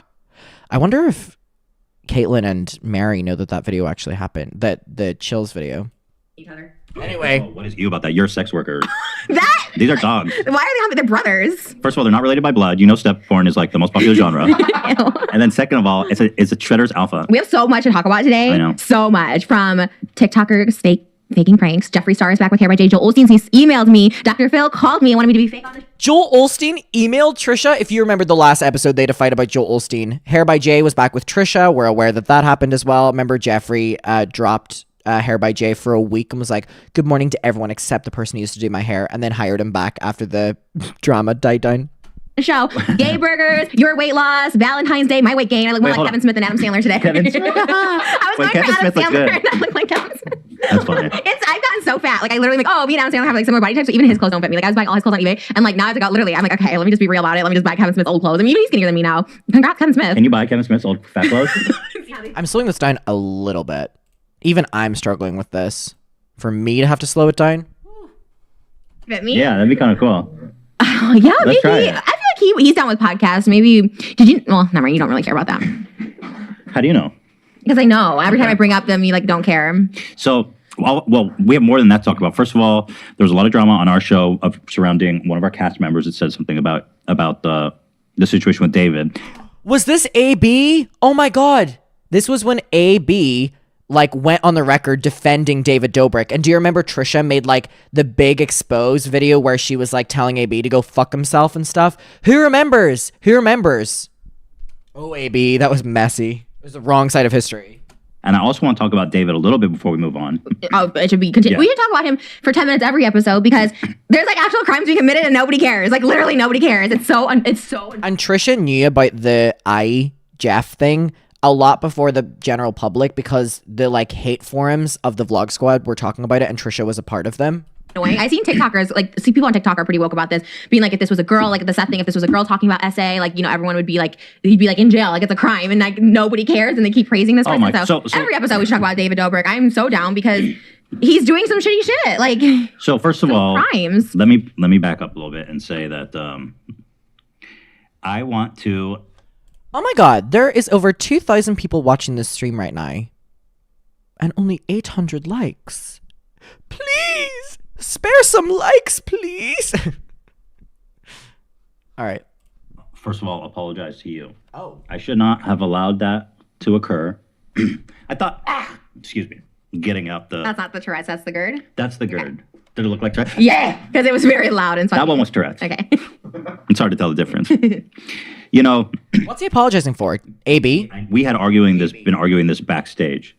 And I was like, wow, this is, I thought it would be just like entertaining to debate it, but I should have been more considerate knowing that it would have triggered you. So and then on the other hand, I also should apologize. I do apologize to AB because first of all, the amount of shit he got, I knew he would get some. I thought maybe it would be like funny shit, but it turned out being like really intense, mean, death thready shit. Did you script what he had to say? No. Did you point him in the direction of what to say? No. So you shouldn't have to apologize. What he said is what he said. He got backlash, and one, I was surprised you guys did it, not because it like to trigger me. It's just like one thing because you just interviewed Big Nick, you're interviewing all these victims, and then you're like, okay, so yeah, H3 were debating the David Dobrik thing, and AB gave the defense of David, and Trisha got really pissed off, obviously because they were because AB was defending David, but also because it was happening on the same platform that Trisha spoke about what David did to her, David did to other people, and Trisha just thought it was really fake. She made the video attacking AB. AB got annihilated online, and Ethan kind of had to play both sides, obviously, because he didn't want to piss off Trisha, but he didn't want to lose AB. It was messy. okay, somebody who wasn't there to defend him. Yeah. But at the same time, he said that. Those were his words. So yes, I get that you guys got backlash for it or whatever, but don't say ignorant shit. You're not there. Don't try and say that person's lying, which is essentially what he did. That all three of us are fucking lying. That's exactly what he insinuated. And I know, but I should have known. I should have, like, we were having those debates backstage, and I should have not put him. I should have said, like, these are better off camera. Yeah, I was definitely surprised because you're like inviting like victims onto your show of like essay and stuff like that, and then you're just like, oh, let's have someone debunk what they're saying. Like that was a little shocking. Well, but at the same to be time, fair, we were debating. It wasn't like, oh, this is a perspective. Okay, no, defend David in other aspects, not people who are victims of these things. Don't be like, oh, debate. Like you could debate it. Well, he gave out cars. He did this. Try and like paint him in a good light without having to debunk that we're liars. You know what? I totally agree, and I failed everybody. Or invite someone. But also, it was just ignorant. And what he said, the amount of ignorance of it, like, literally had me seeing red. Usually I don't care, and I'm usually like not. But that triggered me so much because for years I've been getting those comments. AB was really in the wrong here, but obviously we're aware that Frenemies ended up being one of the biggest platforms that were exposing David, so very quickly the tides turned. But AB was a self-proclaimed David Dobrik fan, so David stands. Well, Trisha was along with it. Trisha did this, and hearing that is so fucking awful. Like, how dare you? Like, I've heard that for years. So to hear someone else just be ignorant as fuck, I was like, wow. Like, this person I didn't have zero respect for him. I still do, and I have no forgiveness. And my thought process was, I agree. This is the kind of comments that you get, and so my thought process was like, let's bring it out in the open and the AB lore is crazy. I mean, you'll push back on it a lot. For sure, yeah. And so we were like, okay, well, this is there's a lot of people that feel this way, so let's talk this out. So I thought those people weren't in the situation. Nobody was in that situation. I agree with you, but I'm saying if we put this conversation forward, maybe we can convince people that they shouldn't think the way he does. I don't need to convince anyone. I share my truth just like they're sharing their truth. This helps none of us. Like everybody said, from Nick to me to Seth, like it helps none of us. If anything, it makes us look obsessive as people call me, oh, she's obsessed with this, blah, blah, blah. That's not what I mean. I mean, people who are presenting that argument that AB did, I wanted to give people a response to it so the people who watch our podcast can think, oh, what AB thinks isn't true. Okay, so what he was saying was not his opinions, you're saying? No, it was his opinions, but I was saying that putting the debate... Ooh, I mean, Trisha was 100% in the right here, and AB shouldn't have done what he did. But, oh my god, Ethan was in such a bad position because Ethan just made an argument there, and Trisha debunked it. I don't know if anyone caught that. But Ethan basically said, well, actually... you know, AB was just saying what people on the defense of David would say, and then we're letting them know what the actual right take is. And then Trisha is like, okay, so AB's opinion wasn't his own opinion then, and Ethan goes, no, it was his own opinion. So then Trisha can say, oh, but you just said that someone on your team was given the defense to kind of prove to the audience who were on the defense, so it wasn't AB's opinion, but it was AB's opinion. Oof. She got his tea. I thought was good for people to watch and learn what we had to say in response to it. Yeah, it was great because people saw what an idiot AB and people who think like him were. No, it was. And then as soon as he gets backlash, he does an apology. It's like, I remember for so long AB like wasn't in the studio when they filmed Frenemies as well. Like this was serious. This was a serious fucking fallout. I hate that bullshit too. It's like, it's, you know, it's not sincere. You said what you said, and because you got backlash, it's like, now I'm like, let me apologize. Backlash. All day long, but it shows what idiots those people are that are blindly defending David that were not in that situation. Of Seth, how dare you say Seth is lying? Seth is a person of color, is feeling racist, and you're gonna tell him he like don't feel that way? That's such bullshit. It infuriated me to a whole different level, and I don't care if people think we were hard on him or whatever. That's ignorant, stupid comments. I've been hearing those for fucking years. So the part about first of all, I want to say AB's a great guy. People were sending him death threats and like harassing him. I get death threats every day. I get death threats every day for being fat, for being whatever. People send me death threats. Like it's you put yourself online. Like, don't be on camera. Don't have your own YouTube channel. Like, oh, she hated AB during this. Oh my god. AB ended up, you know, going on the defense of Trisha and, you know, against David then. And again, this was really whenever David only started getting called out, and AB again said that he was a big fan of David. But oh my god, Trisha despised him. Also, I don't agree with her justifying death threats. She literally justified AB getting death threats because she gets them as well. Girl, please. He jokes of it on TikTok, being like, about to get canceled, y'all. Like, he knew exactly what was coming and what was happening. It was so gross to me. I didn't like it. It's my fault. It's my fault. Okay, well, I don't think so. It's that, like, maybe it was to have him on the show, period. But his opinions were that, and that showed his true colors, and that was disgusting. So I agree. I thought it was weird you guys had him on. Yeah, like, what the hell? But to know that's his true colors, don't even want that around me. Like, I don't want, it's like Shane saying he didn't believe me. I don't want people like that. I'm telling you my truth and my story. I don't lie. Everything I say has been proven and backed up on camera. Like, it's just, it's facts. There's nothing else to say. So, I mean, yeah, I know you like our... Anyways, onto the burgers! Like, fuck! Yeah, it's me, said Trisha. I get her point. Trisha, I don't know. I get her point completely, but damn, she does not give him any breaks. And you also just can't justify death threats. Yeah, I mean, her justifying death threats just completely throws out her argument to me. I understand her frustration, but Jesus Christ. Backtracking with it now and all the problem stuff, is he's my employee, and like I care about him as his well-being, so I have to like he's a good guy, you know. And it was like, I think in the moment he got caught up in trying to make these like impassioned arguments, and then afterward he's like, oh, it's ignorant. And the initial reaction, not death threats, obviously, but it's just like, oh no, Trisha's like, not death threats, obviously. ignorant like that and you say ignorant stuff, like trying to say like, well, she did this, she was okay, she flirted with David, so she deserves this, even though she said it was uncomfortable and like all this stuff like that, she deserved that. What can I say, like in a good way? I think the debate and everything and all that happened, I do feel like he's seeing things differently. Is he, or did he just get backlash? I think he is. Okay. I didn't get an apology from him. He did a generic apology because people were like hating on him because people loved AB and now they hate him. I didn't get anything. I didn't text from him. I see him all the time. I work with him. I talk with him. He never texted me sorry. Like I think he would if he had a. I follow him. He can message me. He could do. Oh, you do? Yeah, there's plenty of ways. You could reach out to me. Like there's so many things. So it's fine. I mean, it's fine. To me, it was. I think he learned his lesson to just not be stupid on like. But that's his real beliefs, and it showed, and it was disgusting. Oh, she hates his ass. Oh, she hates his ass here. Fucking hell. Oh my god. Trisha goes, well, he didn't give me an apology. And Ethan goes, well, he can't message you. And Trisha goes, we follow each other. Oof. Fia said, I mean, there definitely shouldn't be a debate around SA or racism. No, I was against, like, everyone is against AB in this argument. This was, again, 2 years ago, and AB has changed his opinions since this, thankfully. But damn. I'm sorry. It's my fault. I take responsibility for the whole thing. So that happened. Which the part that really annoys me. It's very clear that Trisha hates Ethan trying to take responsibility for it as well because she wants AB to take responsibility for it. Oof, God, she's not loving this. Me though is like, first of all, we did this. What I thought the interview with Seth was like, I was blown away by Seth's interview. He was so articulate. He was so impassioned. He told his story so well, and the details of it blew me away every time. Right, and then when it comes out. First of all, everybody's talking about AB. And then the second time, everybody's talking about that I was too hard on AB. People were so upset about that whole dynamic that like nobody cared about what Seth said. Yeah. And David got off again. Yeah, always. I do want to remind people that AB didn't actually, what do you say, essay? Yeah. That's the good way to say it so you don't get ding-donged. Yeah. I like that. That's what they do on TikTok, the essay. I saw that. I was like, essay. Yeah, all of my episodes with him got demonetized. Which sucks because less people see it. But anyway. This guy was saying, I was literally essayed. That sounds like Hispanic. 5th grade. Oh, I was saying like essay. Essayed. He was literally essayed by David and Jason twice. And somehow they're evading the responsibility yet again. Like, nobody, like, dude, 90% of the comments were about either me or AB. And I was like, damn, I fucked up because the focus should be on Seth. Yeah, AB should never have been on that show, like, at all. Like, how... There's Ethan being like, I fucked up, I shouldn't have allowed the conversation. And Trisha goes, yeah, AB should never have been hired to be a part of the H3. She's fucking...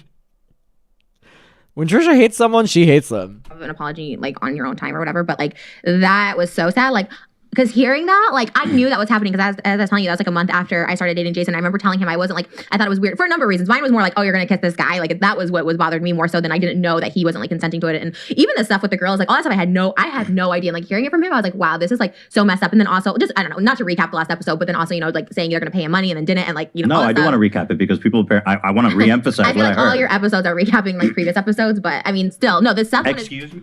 Oh my God. Trisha's on one today. Did you hear that? She was like, I feel like all of your episodes are just rehashing other episodes. Jesus, she got his ass. She got his ass today. She's not loving this today. I mean, this is what we do. We either start these episodes with Trisha and Ethan being on the same page, or it's the complete opposite. So today we're very clearly on the other side of that. That was all. Well, you're right. Part of it was recap. The Seth was original. No, and that was like crazy to me to like see because we're all keep in mind me and Big Nick and Seth and everyone we weren't crossed, so like all our stories are like similar, but like no one ever crossed paths with each other. And me and Big Nick obviously don't like each other. I mean, he said like Trisha had her own agenda, which is like, what is my agenda? I have no agenda. I got kicked out of this group. Everyone thinks I'm obsessed with these people. There's no agenda. Like, what was my agenda? This was truth. This is all it is. But we all have like the same like similar stories of like not consenting, asking things to not be put in the thing, and then once we say we're uncomfortable, getting exiled from like even a friendship with any of them or whatever.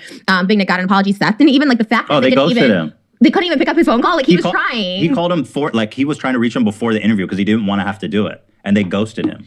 People, like... This entire era was crazy. So how this is not a bigger deal. The fact that, like, nobody... Oh, just you wait, Trisha. And I can't imagine the frustration with her saying that. I mean, I've been there with people not wanting to listen whenever you're saying something. But if only Trisha knew that this was really going to be the start of the end for David Dobrik's career. I mean, point blank period, this was the end of David Dobrik's career once they started doing this. And then it was really after the Jeff interview, everything crumbled for David. Like, the reason David Dobrik is no longer posting on YouTube or no longer has all these mainstream deals as what he once did is because of frenemies. So, I mean, Trisha had a mission and she set out and she did it. She did the damn thing. Like, he picked the story up. Right. Somebody comes out and not credibly, it's fact, he's on camera twice being essayed by David. Nobody's picking it up. No, like, none of these fucking big magazines. Philip DeFranco, not Keemstar. It's like they're so far. Are they're afraid of David's fans because or I literally don't know it's what like it is. Boys Club thing. It's because like, he's like the cool guy that nobody wants to make fun of. Of course, and he's like doing brand deals with Chipotle and Tesla. And yeah, Jeff did credit Trish for that. So it's like it's like when PewDiePie messes up. Excuse me, he's a Snapchat influencer. Please put some respect on his name. Sorry, I forgot. He posts Snapchats where he will literally just take pictures of his woman friends, and that's it. Oh, he's so talented. Like a media frenzy. David he made this guy move to another city in shame. Yeah, it's insane. And nobody's right. I can't. Snapchat influencer is a crazy thing to be called. I'll be honest. He's on camera being essayed. Yeah. And but everyone, like, I had it that he didn't know, like, everyone knew about this. It's like so crazy. It's so crazy to me. And the fact that he said he was like uncomfortable and asked him to take videos down and they weren't taken down, like, it's insane to me. It's so yeah, crazy. The craziest things to me was that he refused to take the videos down when he asked him, and he offered to pay him money. And Seth said something really interesting. He's like, that's when I knew they weren't really my friends. Yeah. And then the other thing was during the second beef jerky, during this elaborate ruse to set him up to make out with Jason again, the contract offered him $2,500. Which he was planning on receiving that money. And when it was done, David refused to give him the money. Right. The dog's fucking with you. I think that there's just something so fascinating about watching them talk so kind of vaguely about David. Like, David's paying people off. David's doing this. Because again, to kind of rehash that point from earlier, this was really the first kind of mentions of David being not the greatest person on such a big platform. So now, whereas we would so nonchalantly talk about David being, awful and nearly ending his best friend's life and then blaming his friend, back here, like, it was controversial to talk badly about David Dobrik. It was controversial to, not be on the defense. And I mean, a lot of things. I need to sneeze. Sorry. A lot of things came out of frenemies. One of the main things was that it showed a lot of people the true colors of a lot of content creators. And for that, big up Trisha and Ethan. Snapchat influencer is a synonym. Hello. Synonym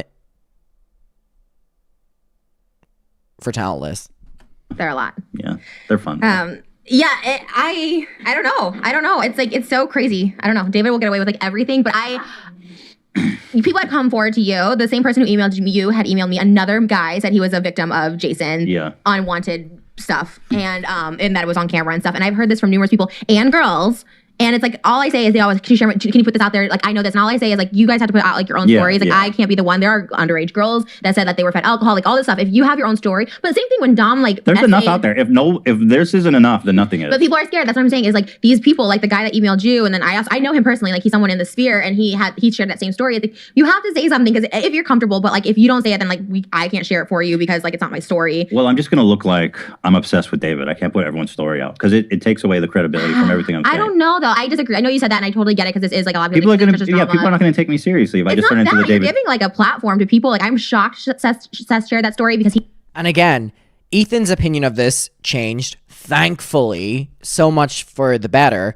Whereas Ethan also really didn't want to cover the David stuff for the first period because, it was not popular to do it, and Trisha was getting so much backlash for always calling David out. So I'm so glad that Ethan changed his perspective of it and changed his attitude towards covering David because, again, after this, we got frequent coverage of David and victims, and it was really, really, really important. So, I mean, I'm very glad that Ethan changed his perspective, and I think that that was one of the positive impacts that Trisha did have on Ethan. If there weren't many, there was definitely that one where she kind of opened his eyes to the impact of his platform, and thankfully he listened.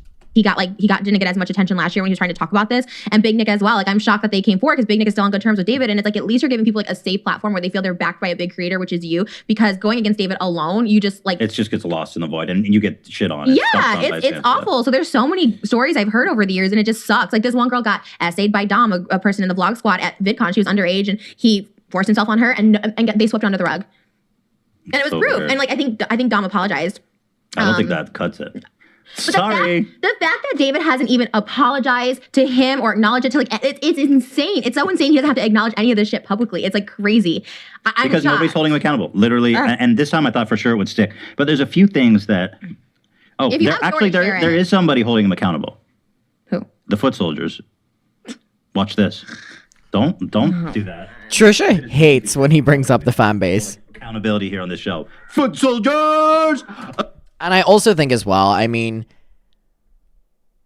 you know, Ethan has his bits and stuff, but I agree with Trisha here. Every time Ethan brought up, like, Jason Nash or David Dobrik, you know, the Foot Soldiers are bombing the Wiki feet. I get it. I understand that that's their funny bit and stuff. But, I mean, you know, Trisha's talking about, like, victims coming forward and stuff, and then, you know, Ethan's like, but look what we did. I understand here why Trisha, like, doesn't give a shit or doesn't find it funny or anything like that. I mean, we experienced this in the last episode as well with Jason Nash. I understand why she doesn't get the bit at all. Like, she doesn't like it because, I mean, it kind of takes away from the seriousness. However, it's, you know, it's all part and part of, like, H3 lore, if you will.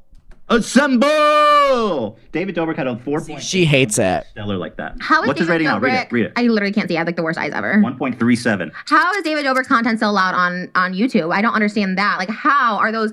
Trisha, I feel like you glossed over the fact that we tanked his Wiki feed rating. Like the things that I didn't consent to are still up there. See, she's ignoring it. She's completely ignoring the Wiki feed thing. She's completely ignoring it. Me in the shower, like. Okay. That's what I want to get onto next. It's really not funny because like Seth asked him to take stuff down that like racist shit and like stuff that I asked him to. And not he said, put "Let me out pay there. you." And Seth's like, "What the hell?" The stuff with Tana, like I don't want that shit out there. Like, okay, I have. So a lot of the stuff you claimed has been resurfacing. Claimed the past few days, and I've been watching these, and I'm like, "Holy fuck!" There's like video evidence of all the shit you're saying. Is it okay with you if I open these? Yeah, of course. Yeah. Okay, so here's one. I snuck into their hotel room. You told an anecdote about how you and Jason were having, let's say, relations. Mm-hmm. You guys were doing it. I mean, what advice do you have for people that want to make? And why don't you tell me? You were there. Tell me what happened. Are you talking? Is this the shower clip? Yeah, I snuck into their hotel room. Literally the thumbnail, because you asked me if there was video of this, and I'm like, it's literally the thumbnail and title. Oh yeah. Wait, I have a picture of the thumbnail here. I want to show it because even the thumbnail was like, what the fuck? Yeah. So here's the thumbnail. Jesus, not very flattering. It. Okay, so there we see Trisha screaming and David like this. It's fucking his face in these thumbnails. Image of you? Who does that sound like with the thumbnails here on the Front of Me's podcast? I don't do it. Come on. I have the biggest head next to you. They like blow me up, and it's like you want them to shrink your head? They just don't put me equal.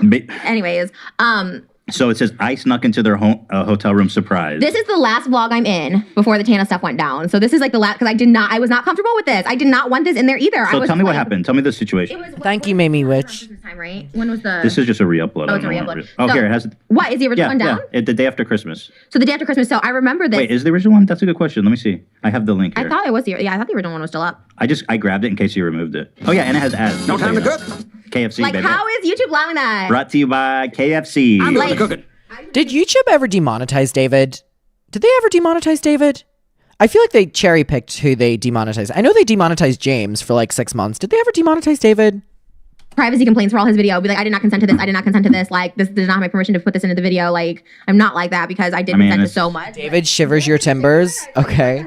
Here, I'm trying to find. Okay, so here. So set this up for me, okay? It was just like, I was in Boston for 2 weeks. Why haven't they acknowledged the amount of burgers that are just open in front of them? This is the entertainment you get with frenemies. We are currently 20 minutes into them talking, and there is 3, maybe 4 burgers in front of them and a large fries, and we have not addressed it thus far. With Jason and his family, he's like, we need to fly to Chicago, which is where David's from, and so we did, and we land, and this is like 2 hours after we land. We like get in the hotel room, like, I don't know, I guess we just started having like sex or something like that, and he's like, oh, can you go get me a tissue? And I go in there, and David's in the shower, and like we were in... Oh fuck, I remember this story. Oh, this was so fucking gross. So yeah, Trisha and Jason were Thank you, Mar. Trisha and Jason were fucking at my birthday dinner. No, they were fucking and in the hotel room, and Trisha goes into the bathroom, and David was there the entire time to scare Trisha. So was like listening to them, I guess, the entire time. But Jason knew that David was in there in the bathroom of the hotel. He's not demonetized now. Okay. I wonder why he isn't Eat Acid. Interesting username. Because he hasn't uploaded in so long. So YouTube normally I don't fucking know. Well, maybe YouTube just put ads either way. Jason knew that David was in the bathroom of the hotel room, but yet slept with Trisha, and he knew that David was like there listening. Weird.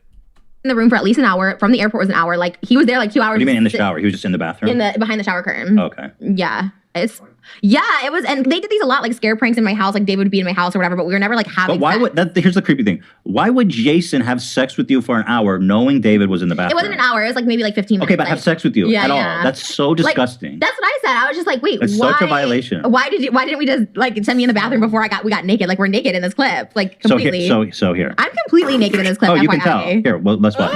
Jason just landed. Back the fuck up. This is so weird. Here we have David saying Jason just landed, but Trisha's telling us that he was there for 2 hours and listened to them for a while. Babe?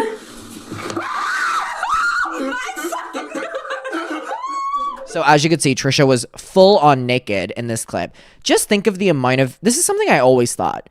Think of the amount of footage David Dobrik has of his friends naked. Like, I remember watching his vlogs and the amount of footage he had of, like, specifically Toddy... where Toddy would be like walking out of the shower naked, or Scotty is walking out of the shower naked, or Jason is lying naked on his bed, and he'll put the censor. But just think, David has all that raw footage of so many of his friends naked, including Trisha, who he wasn't even really friends with. Oh my. Did you see his first podcast where this girl literally just says, "Oh my God, you didn't get me a car," and they all just like bust out laughing and like nothing's funny. It was so odd. It's so. I didn't. You're not a fan. It was number one on trending. How YouTube is trending somebody who is. Ew, and Jason's naked too. Literally a predator who's literally like not respecting. Jason knew he was in there. Like, it's fucking crazy. Well, because nobody knows. David's like the king, and they don't know any better. Nobody's talking about it. I mean, nobody gives a shit. This video's still monetized on his channel. It does feel like such a lost cause, because like that's why I didn't even. I'm okay not talking about it anymore, because it's just such a lost cause. I've been screaming and screaming. Well, I just want to cover this because I'm so invested now. But after this, I'm gonna move on. Oh, here we have Trisha eating a French fry. So this is the first acknowledgement of the amount of food that is just sitting in front of both of them. Where's it from? Tell us, Mr. Beast Burger. Yeah, that's what I'm saying too. Like, it's like it doesn't even matter. So you guys had sex. You went into the bathroom, and then you're like, "What? Did you say anything to them?" Yeah, I was supposed to go back to Boston with Jason, and because he left like that night. Like we only came in, I think, either for this or something else that was happening. Oh, there was like a skunk bit or something. We only came in for 12 hours, and I was supposed to go back to Boston with Jason. And I literally stayed in Illinois by myself. I went to see like Hamilton or something like that, and then I flew back by myself because I felt so weird about it. And then David never put me in another vlog for like a month until the Tana thing happened in February, where the all hell. So he was mad that you got upset about it? Yeah, I said I was upset about it. So he does things to violate these people and then punishes them. No, when you say I have a line that you can't cross, he drops you. Well, exactly. And here's the thing, like with this one in particular, because I know everyone can be like, well, Trisha, you're naked online. At this point, I was doing Patreon where I was only posting like nude photos. Who gives a fuck if you're naked online? The guy violated. That's not the point. And I hate the fact that she feels that she has to like justify that in any way. You know what I mean? I really do hate the fact that she has to justify that in any way.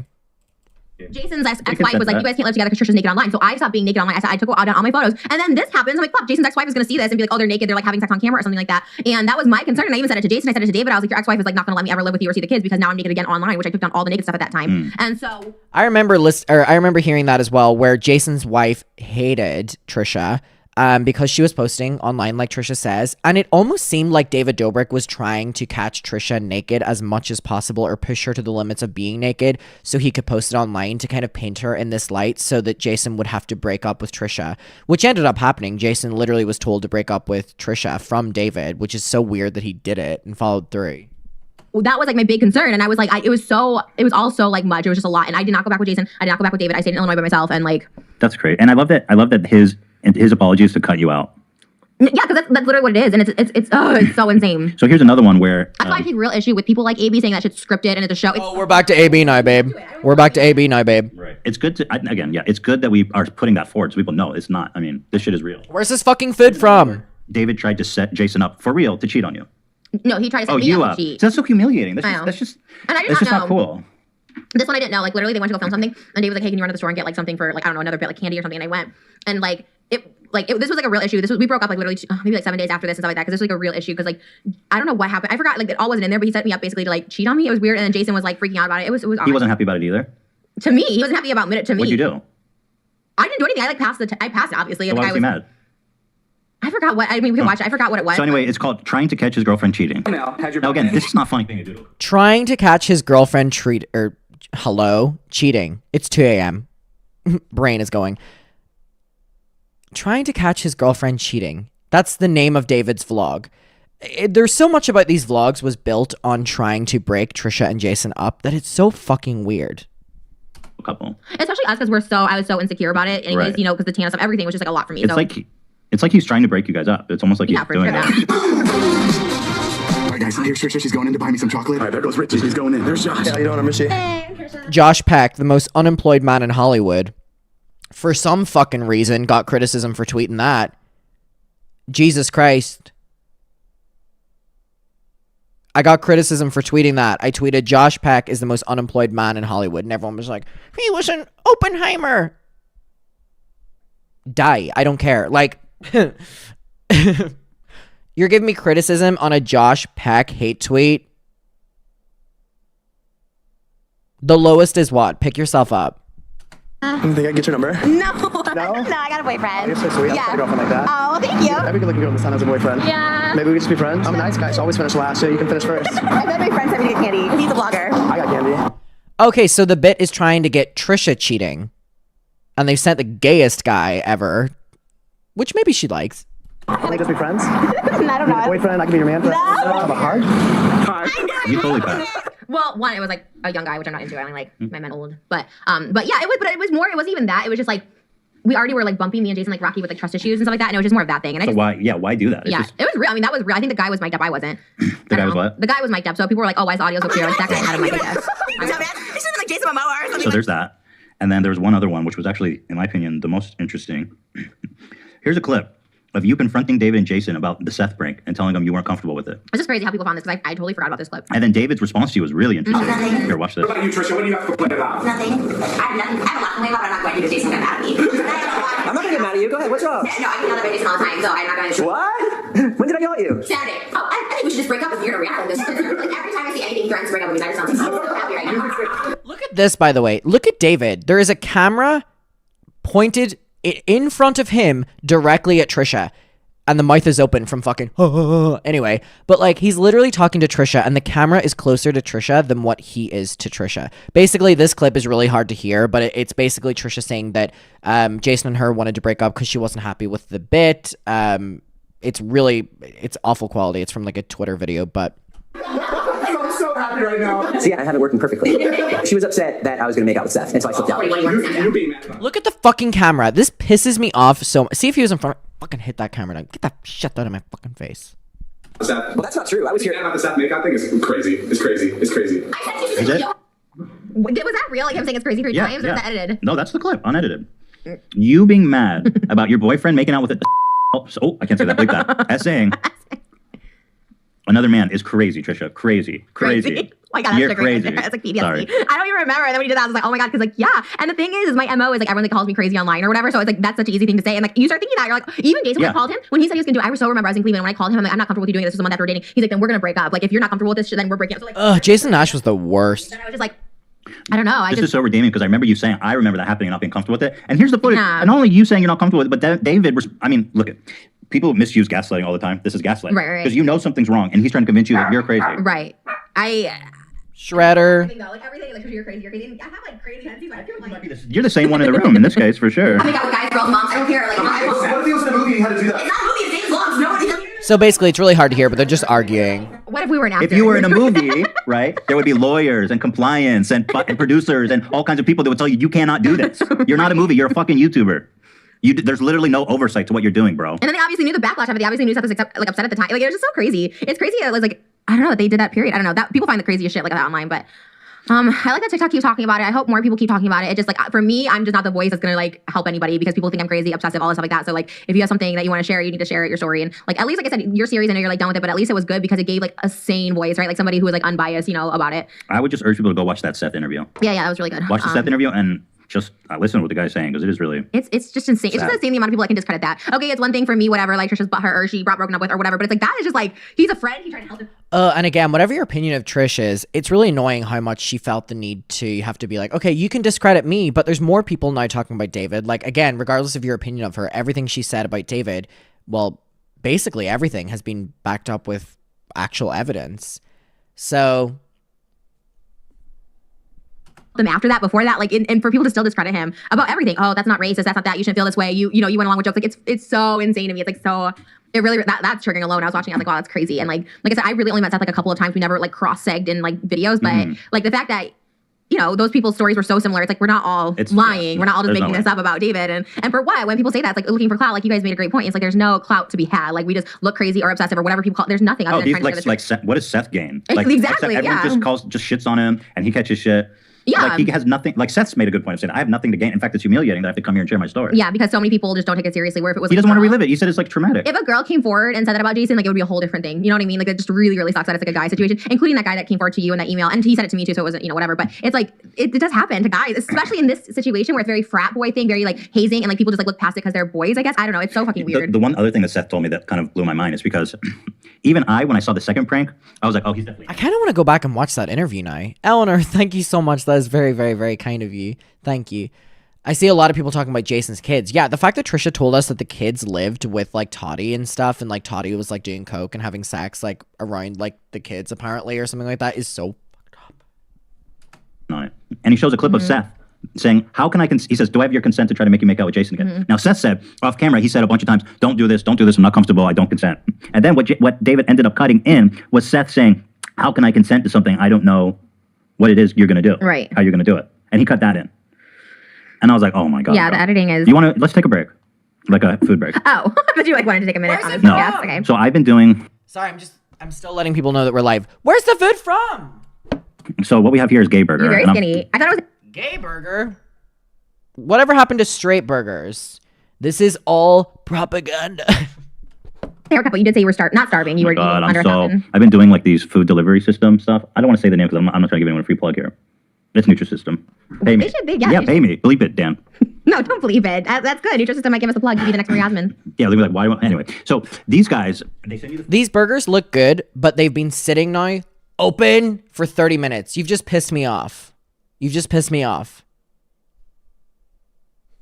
Food and you eat it because I'm just so desperate to lose. I'm just so tired of being fat. I just hate being fat. It's just the worst thing. So I said, I'm doing Nutrisystem. So they send me the food, and these people got me on. Straight burger pride. Yes, it's what we need. Can I say that? I'm not sure though. What happened? She got starved in the concentration camps or something? She was in the attic for a long time. Maybe she ate well though. There. Wait, what did I miss? That was such a jump in. What the fuck? Where'd that come from? That's crazy. I don't know what just happened there. Like the flowers in the attic, they ate mice, I think. Oh, Gay Burger was Elijah Daniel. He unfollowed me recently. I don't know why. Is that true? Am I lying? Hold on. Well, because they were someone. We're probably talking too much about Anne Frank, but she was living. A kind family was hiding her family in the attic, and so they may have been feeding them well. So maybe it's not a good analogy. Oh no. Okay. My bad. It was me that unfollowed him. Sorry, let me follow back. Sorry. She looked skinny. Like on the book cover. Yeah, she was a little girl. Oh, really? Yeah. How long was she in the attic for then? Oh my God.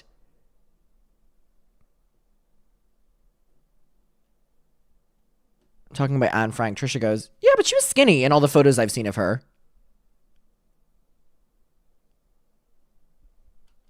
A few years. So she aged into an adult at some point? No, she died young. Oh, she died in the attic? Well, she was taken from the attic. By who? Nazis? Yeah. So weird. We were just talking all about that left was her memoir. At McDonald's today, we just saw a name that was half Jewish, half German. I'm like, I wonder if they conceived in the Holocaust. What was it? Weintraub? Oh, we shouldn't say it. We shouldn't say it. The name was a half Jewish, half German name. And it's Yiddish. Why are you letting her come to these crazy conclusions, Moses? But in the Holocaust, maybe they had the baby. That's where it came. Like, well, there was a lot of German Jews before the Holocaust. A lot of them. Well, that's what I'm just trying to. A lot of them, and there ain't anymore. You get what I'm saying? No, because he's. How have we jumped? How have we jumped from? What? Still alive. We saw this guy's name on a billboard, so he survived. Okay, he survived. Good for him. I'm fascinated. Anyway, so I'm on the diet. Oh, I'm so fascinated by it, for real. Well, there's plenty of reading material. Trust me, it's very well documented. Anyway, so I'm on that diet. Anyway, I'm so sad and miserable. It's sad. It's miserable. It's not okay. They should not put people through this. They go, you're gonna eat 1,000 calories a day. I'm like, dude, what are you talking about? Like, this is not healthy to do it, but I'm doing it. You're so tall. You're like 5'10". Like you're right or how tall? You don't know. 11. Are you? Yep. I'm so bad with people's heights. I really don't know. I'm like really bad at measurements. But anyway, Hila's the one that suggested this. So I'm Did she? Because you know, I swear to God, she's the one. Stand, please, for the record, it was Hila. Yeah. Thank you. It was. I think you use frenemies as your excuse. Well, of course I do. I'm on 1,000 calories a day. I hate that I'm this person. Can I tell you, every single friendship, relationship, friend group I've been in, I'm always the person like, let's go be with Trisha. We can just pick out and eat. It's like, that's not what I do all the time. I'm just not the person to eat with. No, I have self-control. I skip Rude. salads. Like, I'm not just this person to be like, rude. Trish. It's Trish Day. It's time to eat like a big fat pig. Everything. I'm just kidding. Well, these are interesting. I don't like the way these are labeled. Oh, he labeled them. So this is from a place that caught my eye. It's called Gay Burger. You just want to be controversial. No, it's not my burger. When you said that, I was like, oh, canceled. It's not my food. All the proceeds go to supporting Ian. What do they do, Ian? All the proceeds go to the Los Angeles. Ethan goes, all the proceeds goes to, I don't fucking know. Ian, what's the script say? LGBT Center for Homeless Youth. Isn't that great? Yeah. Dope. And it was started by Elijah Daniel, which is so crazy. Good for him. Like, he's kind of been like a problematic YouTuber in the past. And I was like, where did he go? And he was like a rapper, and now he's like doing philanthropy, and it's cool. I like it. So the Gay Burger. This is like the only real food I've had. Okay. With peace and love, when do we stop eating? Because I can't listen to that. Oh, they demolished that quick! Holy fuck! Okay, I have to skip past the eating. Sorry. If I don't skip past the eating, I will start saying very violent things about both of them. Like I do if I'm sitting with someone and they eat with their mouth open. I will turn into a very violent person. With you, and I fucking hate that every single time so much because we were like on vacation and I put aside like an hour to talk to these people and I was like waiting for this phone call, and that's what the phone call was. I'm like, Dr. Phil's fake as fuck. You know who just had Dr. Phil on their YouTube channel? Jason. Predator. Dr. Phil went on Jason. And what does that say about the company you keep? Dr. Phil was on a literal harasser predator channel. No, it is. 2 guys have attested to this now. Dr. Phil's got to do his homework. Oh, Dr. Phil's a piece of shit. He's a crock. His face. He looks like fake. Mr. Potato Head. He's fake. Dr. Phil's fake. I want to see that. Did she say he's a cuck? Yeah, what doctor did you have? Potato Head. He's fake. Dr. Phil's fake. I want to see that. Oh, yeah. Is it updated, Dr. Phil? Oh, yeah. What doctor did you have? Psychology. And what does that that say about the company you keep? Dr. Phil was on a literal harasser predator channel. No, it is. 2 guys have attested to this now. Dr. Phil's got to do his homework. Oh, Dr. Phil's a piece of shit. He's a crock. His face. He's got like Okay, she didn't say he's a cuck. Never mind. Forget I said that. He's fake. Dr. Phil's fake. I want to see that. Oh, yeah. Is it updated, Dr. Phil? Oh, yeah. What doctor did you have? Psychology. Do you think he looks cheated on your wife and you're giving advice on how not to cheat? He did? Yeah, it's a Ooh, fuck Dr. Phil. That was so jarring. I thought I heard that. He looks like Mr. Potato Head. I'd fuck anything and I would never fuck Dr. Phil. Can somebody please acknowledge how much Dr. Phil looks like Mr. Potato Head? What's Mr. Potato Head? Dude, his face is so weird. It looks like somebody put his like eyebrows, his nose, and then like, no, the nose goes here. You guys don't know what I'm talking here, Mister. Thank you. Moses knows what I'm talking about. Here, Mr. Potato Head is exactly Dr. Phil. Except, like, I would even go as far to say Mr. Potato Head is maybe better looking than Dr. Phil. That reminds me. I'm going to add it to my Amazon cart right now. I am going to start rewatching, because you're aware of everything that's going on right now in my personal life. I am a little bit crumbling inside. So I told myself that starting tomorrow, if I get bad news at the vets, I'm going to start rewatching the Toy Stories from the first one, as it's my comfort movie. And I told myself that I wanted to buy all the Toy Stories again, of the toys, because I had them whenever I was younger.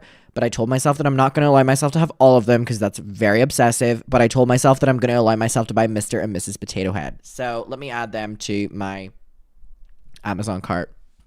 Wrinkles. His features are symmetrical, at least. Dr. Phil, you want to talk about looking like a corpse?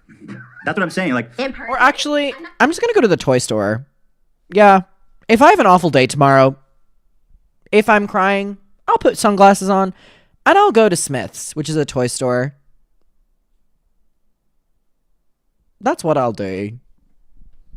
not even being funny because I worked at a He wears funeral a lot home. of makeup, I can tell. No, but he literally looked like one of those corpses. I wasn't being consistent. And he looked like a corpse. A cadaver. Or he looks like open casket funeral. Didn't I say that about you once? Yeah, that's what I'm saying. That was my transition because that's a real one. And he was so dead behind the eyes. And I was like, did they just put like a heartbeat into him? It's like Young Frankenstein where they just put a brain into somebody that was already dead. And I'm like, what is this? He's too good of a mind maker. He probably died 5 years ago. Okay, so the villains of this episode is David Dobrik, AB, and Dr. Phil. We're only 48 minutes in, though. Like a Weekend at Bernie's. You know, they say that symmetry is like the key to beauty. And if you look long at Mr. Potato Head, you'll notice that he has perfect symmetry. And what I'm trying to say is, I think Mr. Potato Head is hot. That's a sexy potato. His eyes are too close. Right. They said if you have far apart eyes, it's like more beautiful. Like more beautiful. what? If you have far apart Far apart? Not yeah. that far apart. Mine are far apart. How far apart are you trying to spread your eyes? I don't know. I got some wide set eyes. I think it's a syndrome. I forget what it's called. Oh, people think I have Foz. That I'm a Foz baby. Because your eyes are... Foz? What does that mean? Foz, baby? Let me Google this. I need to keep up with these terms. Foz, baby, meaning. It's a bushy-tailed wild animal. Oh, that's a fox. Fuzzy. What is it?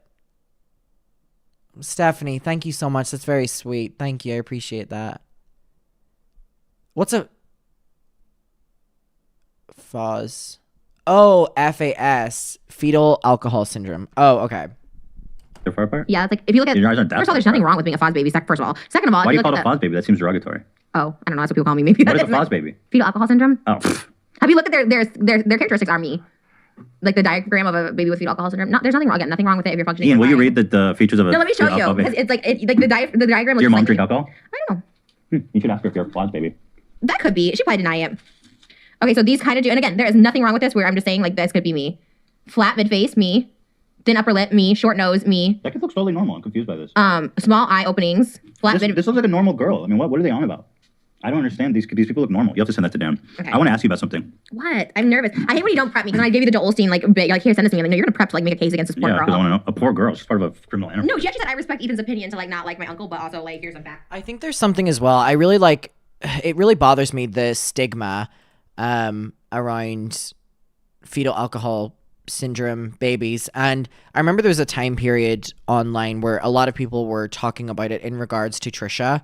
It was specifically during the like Trishyland era, and a lot of people were talking about it, and they were like doing their thing to like make fun of Trisha by bringing it up. And I was like, in the process of you trying to like weaponize something against Trisha, you are making fun of an entire group of people. And it just was like, I was like, go fuck yourself. You know what I mean? Yeah, he pays her. Okay, I want to ask you about a video I saw on your channel. Okay, Trisha, and this is something I've harped on you for. You know what? It's a great old. You know what I'm going to say, I have no Moses? Wow, I'm surprised. It has to do with Moses? Yeah, both of you guys. Okay. This is something I've told you time and time again, Trisha. Hire a fucking editor. Oh, what did I do? Okay. Did I edit? Oh, I know this is. Yeah. You uploaded a video called Mukbang in my new house with Moses. The first, 2 minutes Not 2 minutes. is literally you guys just candidly standing in your kitchen. Why? What is this? Well, I was doing a TikTok here, so I'm like, oh, guys, look at this. But why is this in your video? Oh, This is for mid-rolls.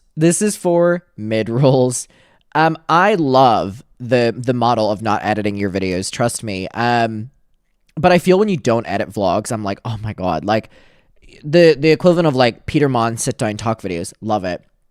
An unedited vlog, I'm like, oof, this is dragging, even when I make them myself. But this is literally just for mid-rolls to add extra time. Clever, I guess, but like... So you don't even edit your videos? I usually splice them together. Like I put clips together. There was 2 more clips that I forgot to put with this video. I think it's amazing that you can upload a video on your YouTube channel with 2 minutes of dead air, and nobody even said anything about it. They're No, like, a lot of people said something about it. I uploaded really? part 2. I went through the comments, and everyone was like, "This is Trisha's channel." No, everyone's like, why did it end so abruptly? Like everyone did say that because this one did end very abruptly. This is like if we started the podcast just to stare at the camera. There's something real about it. I like it. Don't act like it was intentional. Well, no, this was definitely not intentional. Look at Moses. I was in such a grumpy mood to him. This was the day we moved, and I was so. You guys almost had an Ace Family moment.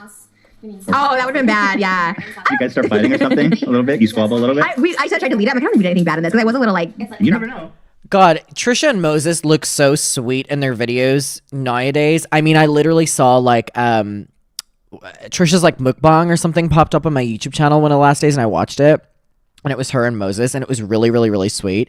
But oh my god, their first couple months of being together, their videos were rough together. They looked like they had no chemistry whatsoever. But their videos now are, you know, sweet. But oh my god, back in the day, oof, it almost felt like they were being held hostage together. I haven't watched this all candid. Wait, why are we so boring? We have other food coming. This is like, I just Oh, you're on camera now. You're talking to them. Yeah, now. Okay, I couldn't tell. You're on? Your content is so riveting, I couldn't even tell. Thank you. I feel like we're friends now. I don't even like making fun of you anymore like that. Yeah, we talked on the phone for the first time on Friday night, and it gave me so much anxiety before and after. Oh, you didn't like it? Because I remember that Trisha used to say that Ethan didn't want to talk to her unless they were being filmed or unless they were making money off of it or something like that. So this is the first mention we're getting of them talking off camera. Because I remember that was one of her biggest criticisms of Ethan was like, you don't want to talk to me unless we're on the podcast, and it feels like you don't want to be my friend. Hated it. It was awful. And Moses was sleeping, so I was like really anxious. I like stayed up all night. I was like in a corner, literally like shaking because I was thinking like, did I fuck it up? Did I say something wrong? Like I hate being on the phone with somebody. Oh, you were in your head over what we talked about? Yeah. Oh. I was like, fuck, I fucked it up. Like I didn't say the right thing. Like I hate being on the phone with people. Oh, I won't call you anymore. No, I liked it. It was nice. Oh, but you liked it. Yeah, because I was like, oh, that's cool. Because you're like, we're like friends. Yeah. And then I couldn't breathe when you said that. I was like, like I literally. I called her. I was like, look at us, Trisha. We're on the phone. We're friends. Isn't this funny? And I like couldn't breathe. So I just started going off on a tangent about something else. I was like, so anyways, I started talking really fast. I was like, okay, so then we're gonna. I just was trying to like go to the subject so we don't have to make small talk. I was like, yeah, let's just glaze past this. I thought it was a great conversation, and I got off, and I was happy about it. I was happy about it. The next morning, I was like, oh yeah, I got to talk to Ethan and Neil last night. Like, we just had a conversation. Okay. It was cool. I liked it. It was fun. And Moses was sleeping, so I was like, oh, you missed that. We were like all on the phone together. Like, right. It was a good time. Aw, I mean, there was definitely a time period where this is a very wholesome friend grip. I mean, this is sad to watch. I mean, there we have Trisha talking about it on a good phone call with like Ela as well. And I mean, it's sad to see how this aged. We were talking about the drama, and I was just, wanted to talk to her because it was all so intense. How about Marilyn Manson? I have a Marilyn Manson story. Okay, who could have ever seen that one coming? Marilyn Manson, the totally normal looking dude, ended up being a total pervy. Marilyn Manson. Predator. When we went to a CD signing at Hot Topic, I went with my sister. You went to Hot Topic signing? Yeah. That's like the uncoolest thing This is like 2006. This is a while ago, like when he was with Dita Von Teese. I went to Hot Topic for the first time when I went to LA this summer, and I got a Barbie sweater in there, and then Trisha got the same one like a couple weeks later. I got it first. I loved Hot Topic, but it wasn't what I thought it was going to be. Hot Topic has been Y2K-ified. I thought that Hot Topic was like rawr and like crazy. I went in and it was like fucking pink and glitz and glam, and I'm like, what the fuck? I thought Hot Topic was like the equivalent of like what Jeffree Star looks like. You know what I mean? Like that in the early 2000s, like rah. It was nothing like that. Recover from that. I don't know, but he wrote on our album. Callie, she watches. If you have the album covers, let me know, because we had him sign our album covers, and he said to me, he goes, "You have really big tits," and I was like, "Oh, okay, thank you." What? wait, this is not the worst part. I was 18. My sister was like 13, and he goes to my sister. Oh no, he said, okay, sorry, we got this backwards. My sister is 13. Hold on, wait. He always had this persona of like deep down underneath the makeup, I'm just a normal, totally cool dude. No, he went to my sister was first. I had my sister go first. She was 13, and he goes, "You have really big tits," and he wrote that on her CD cover. And then he said to me, he said to me, "Oh, I like yours. Yours are even bigger tits." That was my story, man. Yes. That's creepy. Right off the bat, just someone he doesn't even know. What the fuck? Like later on, his music did like heart-shaped glasses. That was one with Evan and Rachel in. Some of his exes said horrible things about him. Yeah, that's the only story I have with him. You never hear that about Adam Sandler. You never hear like. No. Could you imagine if there was like a string of like people? Oh, I couldn't deal with that. I think this was kind of the start of the Adam Sandler fixation. I think it was. I mean, a lot is to come after this with Adam Sandler, but this was really one of the first mentions. It was kind of like that. Well, Tiger's like an alpha athlete. Adam Sandler's like an alpha billionaire. Yeah, but he doesn't have that like those athletes are all like jacked up on testosterone and like steroids and shit. Lamar Odom versus Aaron Carter. you didn't even know what you mentioned that, and I was like, I don't know about that. I used to date Aaron Carter. We went on a couple dates. Yeah, he's been in some vlogs. He was. I'm not gonna say anything, but him fighting. Good lover? No, I wasn't gonna say that. I mean, I don't know. It was penis size? Average. Average, because he's pretty tall, right? No, yeah, skinny. He's very skinny. He's like 100 pounds, but not skinny shaming. I love skinny. I think it's hot. Mm-hmm. And you like fat. Yeah. Is it what I can get? So let me see if there's any. Okay, hold on. Let's see. Everyone's talking about Hot Topic in the chat. Oh my God, Sky Lily, thank you so much. There's a treatment. I first of all, thank you, and I know that there is a treatment. The pros and cons of giving a cat treatment who is not really hanging on is something to consider. I'm aware that there is treatment, but if the cat in question isn't strong enough to start the treatment, then that's something to keep in mind. Okay, PSA, if you see me out in public, you know what is the most annoying thing? And like, I love that people like know me and like want to talk to me and take a picture with me. That's my favorite thing in the whole world. Like, I truly, truly love having conversations with people out in public. Like, I love it. Like, it's so cool. People like still care about who I am.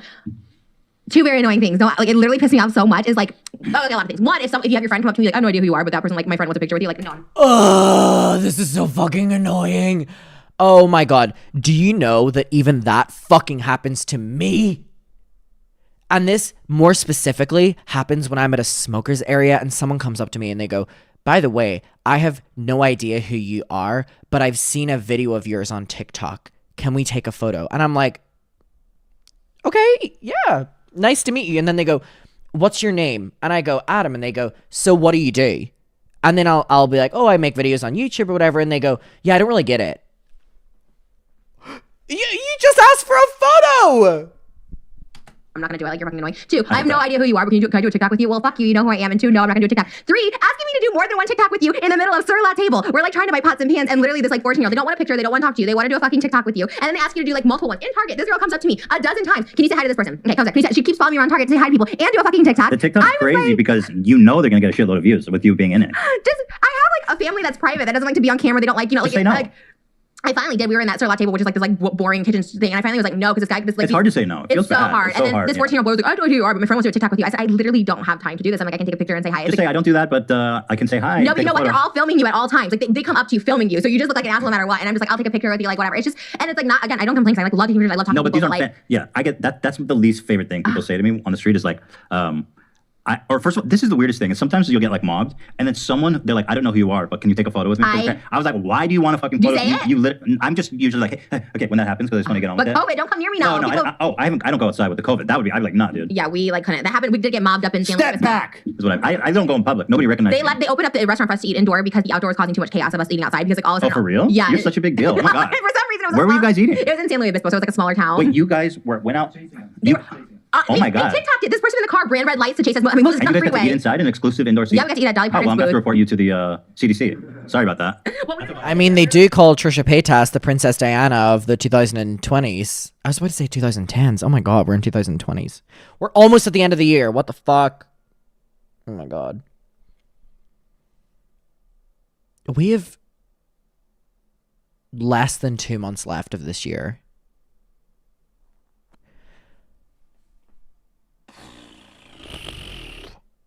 I don't even remember what I did on New Year's Eve. What did I do on New Year's Eve? Where'd I go? What did I do? I don't remember.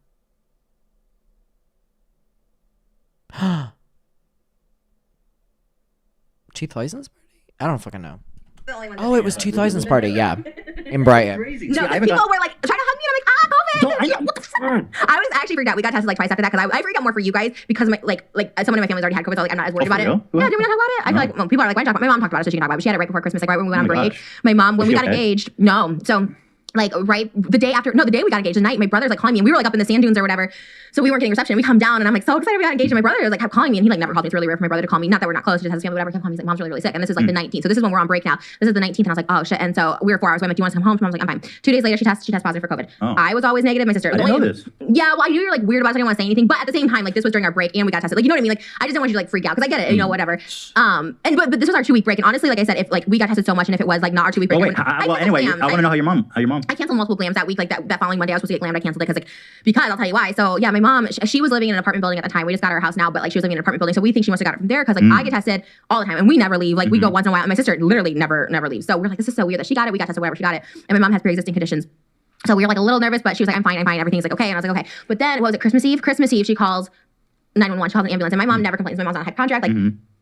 Excuse me, she like doesn't complain about anything. And so she's like, I literally, she's like crying. She called me and she's like, I don't know if 911 got disconnected. Can you call them? So I'm calling 911 to send her to my mom's house. And my mom, basically 911 took her vitals and everything like that. And they were really bad. Like she's doing really, really bad. And they're like, we have to leave you here. Like we can't take you to the hospital. Yeah. Oh my God. This was Christmas Eve. And my mom is like calling my brother and she's like crying. She's like, I know I'm going to die. Like I'm not going to die. Like it was like really dramatic. And my mom is just not that person. So this was Christmas Eve. And I was what was her symptom? She was having trouble breathing? Yeah, she already has like a condition with like, she's like on medication for and stuff like that for like her breathing, like lungs related. And so she couldn't breathe. She literally was like, I'm going to die. And like she's had COVID. She had COVID at that point for like a week. And again, this is the 19th. So this is when we're on our break. Like everything's done. Like whatever. And I had just tested for my music videos. Like everything. I'm still negative. I've been negative. Thank God. What time period was this? 2021. The start of 2021. I remember that. When did the UK did a couple lockdowns, and I think that there was a lockdown around this time period, or maybe there wasn't. I'm trying to remember. Maybe there was one last lockdown in 2021, but I mean, hearing these stories now is absolutely terrifying. COVID is still a thing, and there are people still testing positive. I mean, even in my life, I know people that are testing positive, and like, people love to say that it's over. It's not over. But it's crazy to think back on this as like a little time capsule, talking about like, you know, being like, oh, I'm going to go out like once a week. And that's like, you know, treating myself or something like that, you know, because I don't want to be seen around people, or I don't want to hug people, or but it's crazy to think back on that time period. It's still very much so happening. Obviously to a less, you know, extreme degree globally now, but like, it's crazy to think of that time period and really kind of take it in. Oh my God. I remember, you know, like once a week was like your thing that you could possibly go out and do something. And even then it was like, fuck, it was such a intense time period, and it still is for a lot of people. Keep that in mind. But thankfully for a lot of people all over the world, you know, they feel a little bit more safe now, including myself. So, but that's a very privileged thing to say, because for a lot of people with pre-existing conditions, it's something that they have to live with for the rest of their life, and long COVID too. But anyway, we'll not get into that. I think I had COVID like a while ago, in my opinion. I haven't gotten tested for it, but I think I had it like a really long time ago. But so anyways, my brother was like, hey, can you drive mom? So I had to take my mom down to Irvine, because my mom's like, there's just no way I'm gonna like make it. Like, I'm literally gonna die. And I was just like, fuck. So you drove with her in the car? Scary. Yeah. So, but like, there was nothing else I can do. And my mom, and I know hospitals do have like, they can give you something. Like, there is something if you ask for it. I forget what it's called. There's something with like an R or something that they can help you. Oh, yeah. So, Remdesivir. Yeah, and I was like, I don't care how much it is. Like, we need to get my mom. Well, she might need a ventilator if she's really sick. Yeah, so because of her age, like, they were actually really good. Like, we were surprised they had a tent and stuff like that. Now, so I'm driving. I put my mom in my backseat. Windows are down. I have like 3 masks. I'm like really scared. I mean, so we drove her down and whatever. And I guess they ended up doing something. She didn't get better right away, but she did get better. That's so scary. Like, I didn't know anything about that. Yeah, well, I know you knew someone else that had COVID. I know you guys, and rightfully so. But like I said, if we didn't come back to filming till like LA to Irvine is such a drive. How long is it in the car? Obviously, I don't know locations, but how long would that be in a car? 6th of January. So it's like she had already tested negative a bunch of times. Like, we didn't see her at all. Like, for Christmas, we didn't see her. We didn't see my sister. We were supposed to see my sister on Christmas. Didn't see her. I'm not mad you didn't tell me. It sounds like you're responsible. I was just worried that you went. I mean, I can't believe you went through all that and I didn't even know. Yeah, it was like a lot. It was really, really scary. That's why I get so pissed. I like get so pissed at people, because she's in an apartment building where there's like a lot of young kids. Like, she's like, sure, she was in a beach city, and like nobody wears masks. It's Hermosa Beach. Like, nobody wears masks in Hermosa Beach. That's where she lived and whatever. And it just like pisses me off so much, because like, and we know 2 people who died, like personal family members that have died. Yeah, I know a few people that have died now. It's like everybody's got to know a few people that died now. And the fact, like, okay, I was watching the Joe Rogan podcast and I saw a clip of it, and Joe Rogan someone goes, "Are you getting the vaccine?" And Joe Rogan was like, "No, I don't need it." And it pissed me off so much. And then I saw Elon Musk. Someone say, "Are you getting the vaccine?" And Elon goes, "No." Like, defensive, like, of course not. I don't need it. Like, why so arrogant about it? Like, if you're gonna be a dumbass, just stay silent about it. Like, don't encourage other people to be dumbasses. Like, just passing it around. It's so upsetting. Does my hair look good? I just got a haircut. It feels kind of like round here. Yeah, I feel like what a random jump in conversation. Like 2 hours because of traffic. Like over an hour with normal traffic. Oh, that's a long time. But I mean, this was dire need. For a look, it'd be fun. If we were doing like dress up, I'd bleach it. I think you should bleach blonde your hair. God, I look like such a. Oh my God, he ended up bleach blonding it for the Justin Timberlake look, right? Whenever they did Halloween, was it this year? In 2021, they ended up doing the bleach blonde. They ended up doing the bleach blonde for the Justin Timberlake. His hair went through a lot during Frenemies. That hair went through a lot on Frenemies. I'd rather shave off my eyebrows and head. Oh yeah, for a video, yeah. How come? I want to ask you, what's the deal with your black hands? You do black hand. It's racist. First of all, no. Okay, show the back. You did the video about AB when you're all angry and your hands were all black. And I was like, girl, You're what the taking hell? away from the point. You were the one that's like, oh, distracted. You're like, look at her hands. That's not the point of the video. Okay, but why are your hands black? Like, how does that happen? My spray tan lady. Oh, somebody did that to you? Yeah. I would figure that was just like a sloppy selfie. No, when I do it myself. You paid someone to do that? Yeah, and then I paid her. God, I love her. She's really sweet. But then on top of it, she wanted a TikTok shout out. I'm like, girl, my hands look crazy. Like, shout out to my girl if you want to look like me. They were worse. Like, wait, how did she fuck up your hands like that? I don't understand how that happens. Was she just... I think you're supposed to put lotion on them or something. That just the hands more absorbent or something? I've never had that. I don't know. Like, why would you even do the hands? Just skip the hands. No, you definitely need hands, but it just like it looks kind of crazy. It just like absorbed really crazy. That's awesome. I saw it and I was like, dude, what? It looked like you had a tanning accident where you were like, wow, I can't believe. How much you pay her? Well, I mean, she was on My Strange Addiction for tanning addiction. How much? I think $200, which is a lot for a spray tan. And wanting a shout out too, I'm like, yeah, pick one. Calm down, girl. $200 is a lot for a spray tan. Those things only last a couple of weeks. That's crazy. $200? My biggest platform. I'm kind of popping on there. I had to do a prank today for a sponsorship on TikTok. Oh, you got a sponsor on TikTok? Yeah. Through the TikTok platform? Yeah. How does that work? I gotta get on that. I show you. But yeah, through the marketplace. And so they paid me money to do this like dare. It was like the drink. It's called like do or drink. It's not a sponsorship now, but like there's like a do or drink. And so they wanted me to do a dare, and they picked the dare that I have to do. Like it was on a card, and it was to call up Pizza Place and ask for a peanut-shaped pizza. And I hate doing that so much. Like I had the most anxiety this morning doing it. I was like, oh my God. For like an app or something? No, it's a card game. You pull a card and you have to do what it says, or you have to take a shot. Harass poor retail workers? She was pissed. I think she was annoyed about it. She's like, no. It's like, listen, I got shit. Look, I make minimum wage. Why are you fucking with me? I hope they said it was okay. Did you say penis shaped? Yeah. That's rude. Not per worker. That's such a weird thing for a company to ask for a sponsorship. Call up a pizza place and say you want a penis-shaped pizza. Bitch, fuck off. Like, it was bad. How much you get paid for that? I don't know. What should I say? I don't know. Not as much as you would think. I don't know. It's weird. I'm so curious. It's so weird. It was good for like a 60-second TikTok. You know what I mean? Like it's pretty good. But Okay, I'll ask for a penis fucking. I know pie. you would. You love I'll take I'll take 10 penis pies, please. Pay me. Bye. I can't wait for TikTokers to just go away. Like TikTokers, like not TikTok, but TikTokers. I'm so over all of them. Did you see do you care about any of this? I'm listening. Bryce Hall? Okay, I know Bryce Hall. He's the little guy with the little hands and the one who wears the little guy with the little hands. He's also really short. I never heard that about him. Bryce Hall height. Dan's on it. He knows. What is people's height? It's all I have. Oh, he's sick. That's not him. I'm 5'11". I'm not even that tall. But like, he's not even like the Bryce Hall. He's like, I thought Bryce Hall was tiny. TikTok. I know. Loser. Try to get the real Bryce Hall name. Then talk to me. For real though. 5'9". Okay, well, not that crazy, but Manlet. You know who I think is so attractive? Josh Richards. Josh Richards, hit me up. Oh yeah, it's so normal. And it's also so embarrassing because he thinks like Ariana Grande is using him for clout, but meanwhile he's not the first Bryce Hall to pop up when you Google him. Did you hear him say that? Yeah, because Ariana Grande's like, I wish people would stop going to Seattle Ranch during a pandemic, and he goes, oh my God, I remember that. Do you remember? It was Ariana Grande on the Zach Sang show. She was promoting her album Positions, and it was like a COVID Zoom interview, and she was like, oh, like I'm so tired of these influencers going to Saddle Ranch. And she was talking about like Bryce Hall. Like Ariana Grande was literally talking about Bryce Hall. It was fucking weird. Wow, Ariana Grande just trying to use us for clout. Okay, we see you. It's like, really? Like he's Clout? so, and they're not this. Yeah, look at that, Bryce Hall, Ariana Grande. So what did Bryce Hall do? Okay, so he did. Oh yeah, it comes up to it. So he did like a prank over the weekend that he was cheating on his girlfriend. Wait, you seeing it? I think I saw the photo where everyone was like, "This is obviously fake." It was like a Valentine's Day thing. Yeah, but here's the worst part: is the media, bro. You're not a big deal. Okay. Yeah. Yeah. I'm pranking the media. Yeah, my phone is just full of fetal alcohol babies. Thank you, Trisha. If you guys are curious, it just looks like a normal kid. Was he got a big forehead? Yeah, I have that too. I mean, okay, let me see. Let me see. Look at me. Okay. Oh, look at you. Does your mom? Oh, you don't have like these really thin lips. I did. These are all injections. Remember the bruised lip situation? That was from injecting my lips. So does your mom drink alcohol? She did. Yeah. Oh, you're an alcohol baby. Yeah, maybe. But doesn't it affect like your mental acuity too? But you're pretty sharp, I think. Not when it comes to everything. I was going to pay $80,000 for security this weekend. Right. Well, you also don't know what gravity is, so there's that. Right. Wait, what? What's that from? You said you didn't know what. Oh, okay. We've known each other for a while. Addison approved of this girl. Second Bryce Hall. Bryce Hall was so irritating. Do you remember when all of the TikTok frat boys got their heist like investigated by like the council? There was like helicopters and stuff. How tall is Adam? Adam seems tall. Adam is 5'6". I'm not tall, unfortunately. You're so embarrassing. How are you gonna break the media when you Google Bryce Hall? Not a Daft Noodles tweet. Oof, that didn't age well. Show up first. Okay. Oh my God. To Lauren, we've known each other for a while. Addison approved of this girl. I'm going to be pranking the media into thinking that I'm a cheating scumbag. So I'm going to FaceTime Lauren right now and ask her if she's down. This is a generation raised by David Dobrik. Is that Lauren? I'm gonna prank people into thinking I'm a scumbag. Oh, Lauren. It's not a prank. Down are you to fuck with the media? Maybe a cheating prank? Dude, I haven't been in a scandal in a while, so I feel like it's just that time, you know? All right, so now we need a paparazzi that we can trust to make this completely believable. Do you trust Kevin? I think he's cute. I mean, like, what up, Kevin? Me and Addison are about to break the end. No, but it's like 12-year-olds. It's like, you always know, like, heartthrobs are always for like the young girls. It's not the people their age. Like 18-year-old girls are not finding Bryce Hall attractive. Like, it's like the little kids. You know what's interesting?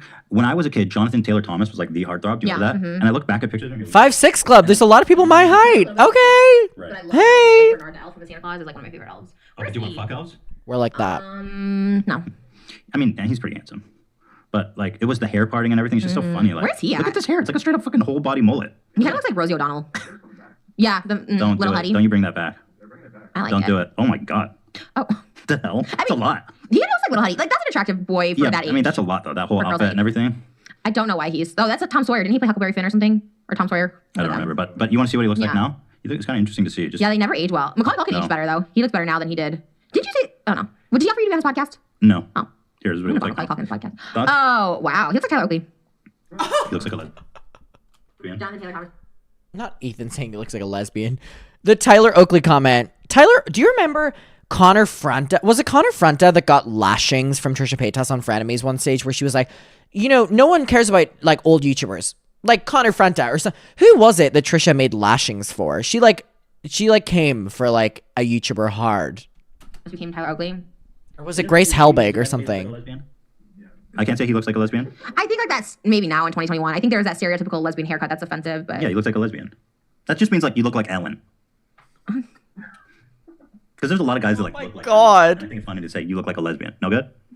Moses gave me a thumbs up. I mean, look, as someone who's trying to go front, there's got to be some line I could fuck around with. Maybe not gay rights line. I'm not saying take the rights away. I'm just saying he looks like a... Oh my God. Hey, Ethan can make a lesbian joke. He ate a gay burger earlier. Lesbian. I think that's like stereotyping. I'm not, listen, everybody knows what I mean, though. Joel Osteen's not. I just gotta do a quick shout out to him and then we'll be done. Oh, but also back to Shout out to Joel Osteen. Is this really the time? I mean, talk about hate. Joel Osteen is not pro gay rights. He's pro Jewish rights. He let them in. Okay, wait. Hold on. Give me a moment. Oh, I don't want to hear myself. Give me a moment.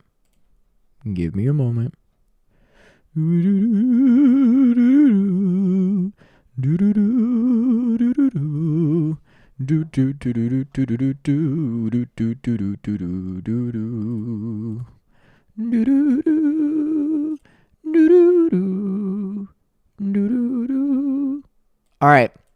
I'm going to go pee really quick.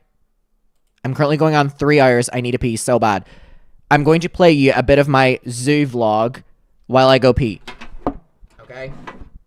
I hope you enjoy. Enjoy. I'm going to go pee. I'll be right back. I've walked past 2 enclosures so far, and everything is hiding because it's raining. So this is going to be a very interesting day. Oh wait, is that a real thing or is that a prop? Oh wait, it's a real thing. Our first friends of the day. Hello, y'all. I knew it was raining, so I came to the one place where I think the animals would enjoy the rain, which is the little penguins. Oh, but these dudes are cool as fuck. Oh, and they are awake. Good morning, y'all. Good morning, BFFs. Do we have any muckers here? They're so cute. Dear Jesus, there's so fucking many of them. Wait, there's so many of them. Hello, BFF. Hello. Hello, BFF. Are you a mucker? Oh my god, I have this entire place to myself, by the way. There's no one else here. This is... this is so dope. They are so fucking cute.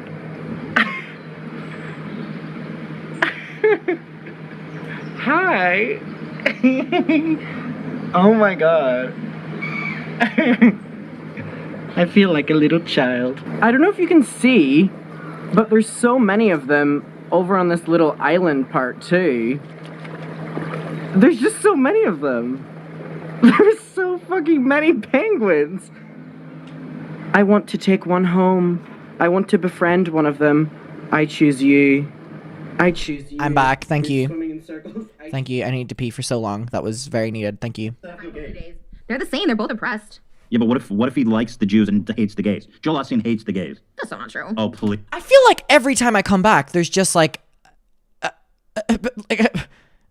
it just jumps in conversation. Please, I guarantee you. That's how they make the money. You can't say that. You can't just say that. Right? Somebody fact check that. How does Joel Osteen feel about gay people? Fashion Nova keeps wanting to work with me. They keep trying to come back with more offers. Are they gonna cut me in? Huh? Are they making it a better offer? Like, I love penguins. Thank you for liking the zoo vlog. How about let's try one test? And I was like, maybe, but then they haven't gotten back to me. I'm trying to find the thing. Anyways, back to Bryce Hall before we finish that. Whoa. You can't transition from saying pro gay rights. Oh, to Bryce Hall? I can't say Jonathan Taylor Thomas looks like a lesbian and then say I want to give a shout out to Joel Osteen who literally hates gay people. He does. Oh, here it is. Joel Osteen tells Larry King, Scripture says homosexuality is a sin. I rest my case.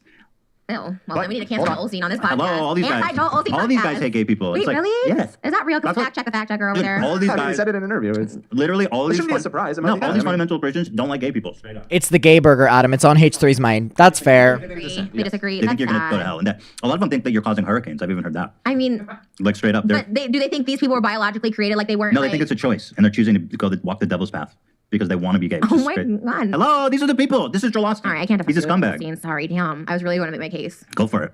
No, go argue it now. No, I dare you anyone argue now. who's not with the gays is not with me. So now that we've covered that, Joel, you got to admit that he looks like a ally. A little bit. Jonathan Taylor Thomas. He's handsome. Actually, there's a really funny SNL skit where Kate McKinnon talks about the first time she masturbated and knew she was gay was Jonathan Taylor Thomas.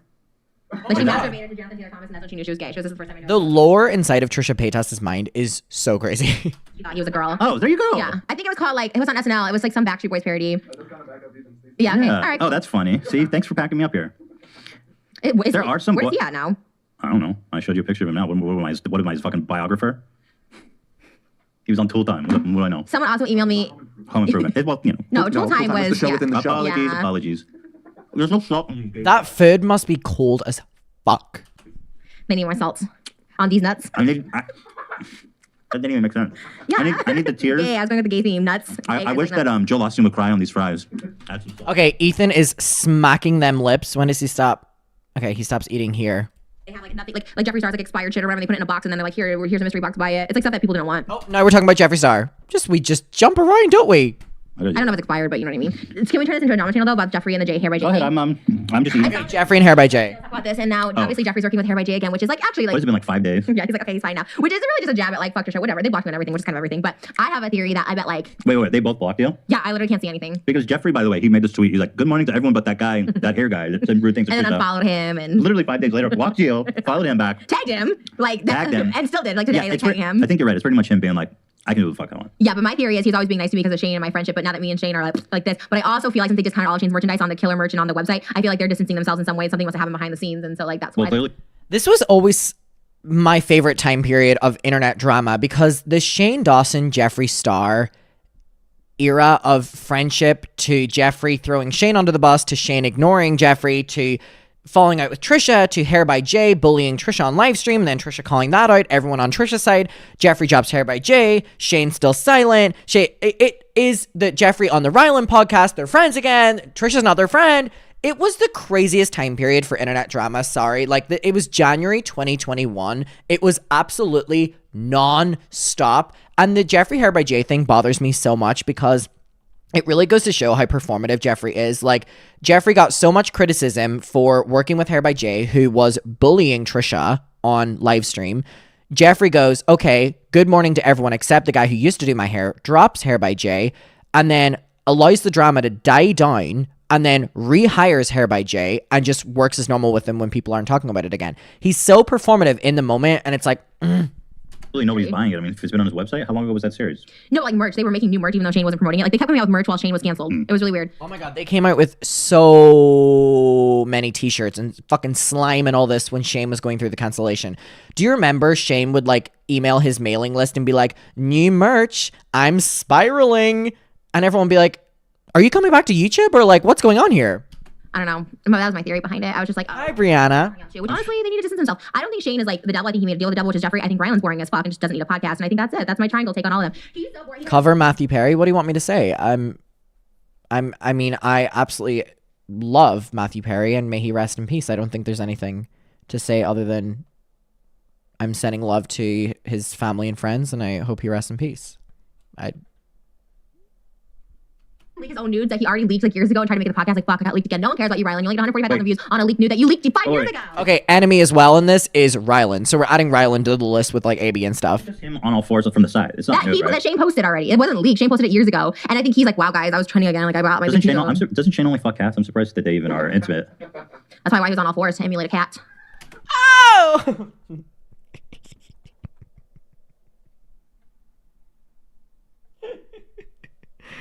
Oh, I forgot that was one of my favorite bits of Frenemies. I used to upload that on my Twitter where Ethan would be like, doesn't Shane just fuck cats? And Trisha would be like, yeah, that's why Ryland was on all four.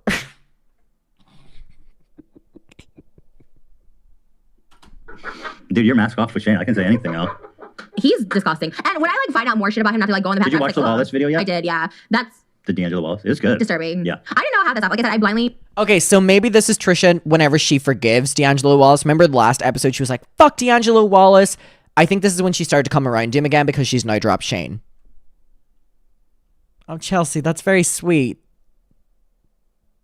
Chelsea, that's very kind. Thank you so much. No, I understand. Don't even blindly defend your friends. Don't even blindly defend your family because let me just put this around. Like, if you spoke to Moses when you said that? Huh? You're like, don't blindly defend your family. You pointed right to Moses. No, oh, a little bit of foreshadowing. You felt that, right? She pointed at you. No, he wouldn't blindly defend his family. He's really honest about his family. You know, like. A little bit of foreshadowing. A little bit of foreshadowing. Whatever, you just open book. Just thought you were calling him out. But you're not. No, what I'm saying is I wouldn't. Are you going to drink that water? Where did that come from? We brought it down for you. When? In the very beginning. It's been there the whole time. Do you remember the movie Matilda where she tried to tip over the water with just her eyes and she's like, So, can I drink your water? can I drink it first? No, you have it. You touched the rim. I You don't want it literally anyway. ate the same burger I ate. What? No, I bit from the back. What are you crazy? No, I don't want that. I don't want that. What are you crazy? Anyways, I hope they distance themselves for Shane's sake. He could still be saved by Jesus. Just distance yourself from the devil, denounce it, rebuke it, and that's it. Distance yourself from the devil and rebuke it about Jeffree Star. Glam it And up. disappear. Make a glam cave out in the wilderness. Go take your money and your non-rented house. Like, you know, that's what you have to boast about is that you don't rent your house. Like, you have some like. No, actually, what he did say, because I was paying attention, he said, Goodbye, Rachel. I actually put a big down payment on my house, so my mortgage is low. So what Jeffree broke-ass Star said is he's had a mortgage on his house. Oh, the bank owns your house. Yeah, fucking loser, you broke That's joke. what he said? Yeah, he has a He bragged mortgage. about putting a He big said- down payment down? So my mortgage is small. You're still mortgaging, bitch. You're still mortgaging. broke. Oh. If you don't know the context, this is when Jeffree was allegedly making fun of Trisha for renting her house and then went on Ryland's podcast and kind of made a reference to like people renting and I own my house. But the entire time he was on a mortgage anyway, like most people who own their house. But Jeffree's just so evil. The L. Take the M for mortgage, loser. How is it even a thing where people pick on people for like renting houses? It's so insane to me. Like I cannot. That to me is so. And like the greasy skin comment, all that stuff like that. Like I'm not gonna be mean. I'm just gonna hold myself back because like there's 2021 Trisha. 2021 Trisha. You better. I wish them well. I wish them well. Hair by Jay, keep killing those wigs. Like I hope the $3,000 from your clients. I hope they go broke after spending on all those bullshit. Whoa. That's what 2021. Okay. I hope Back that. it up. Keep it 2021. I hope D'Angelo Wallace makes a series on you. Ooh. I hope he makes one about David. I watched the shit out of that boy. He seems like a David stan. No. Yeah. He keeps it real.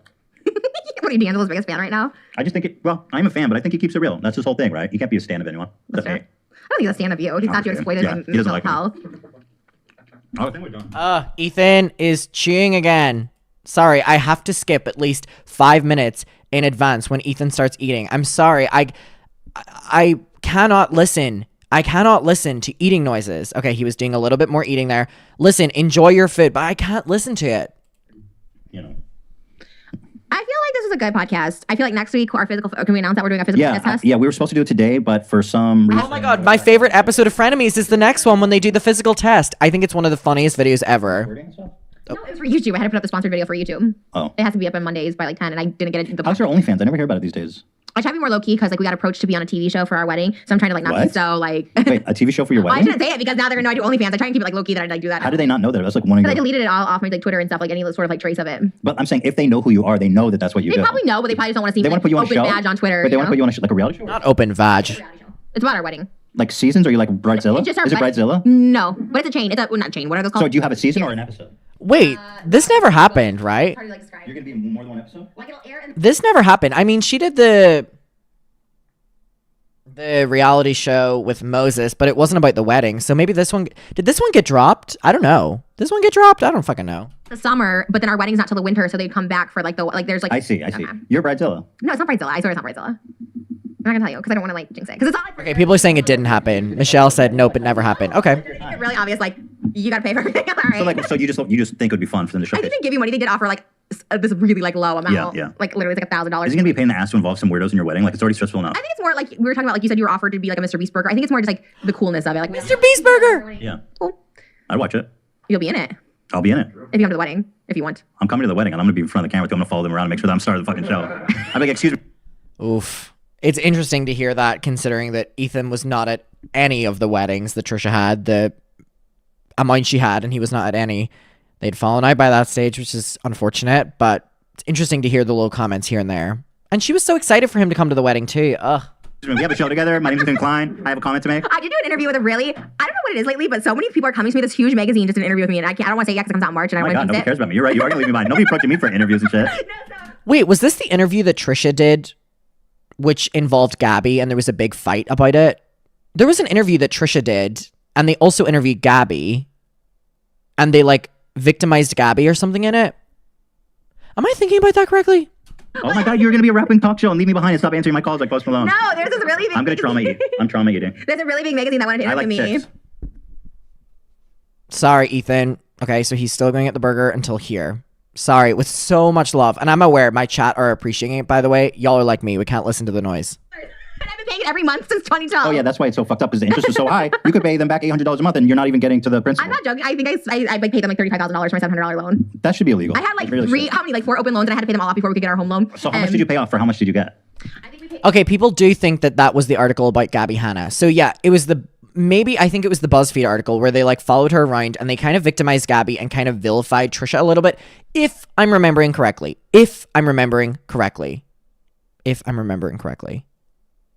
And it was like a messy article. And Trisha got so mad about it. She made so many videos on her own channel about it. And then they talked about it on Frenemies too.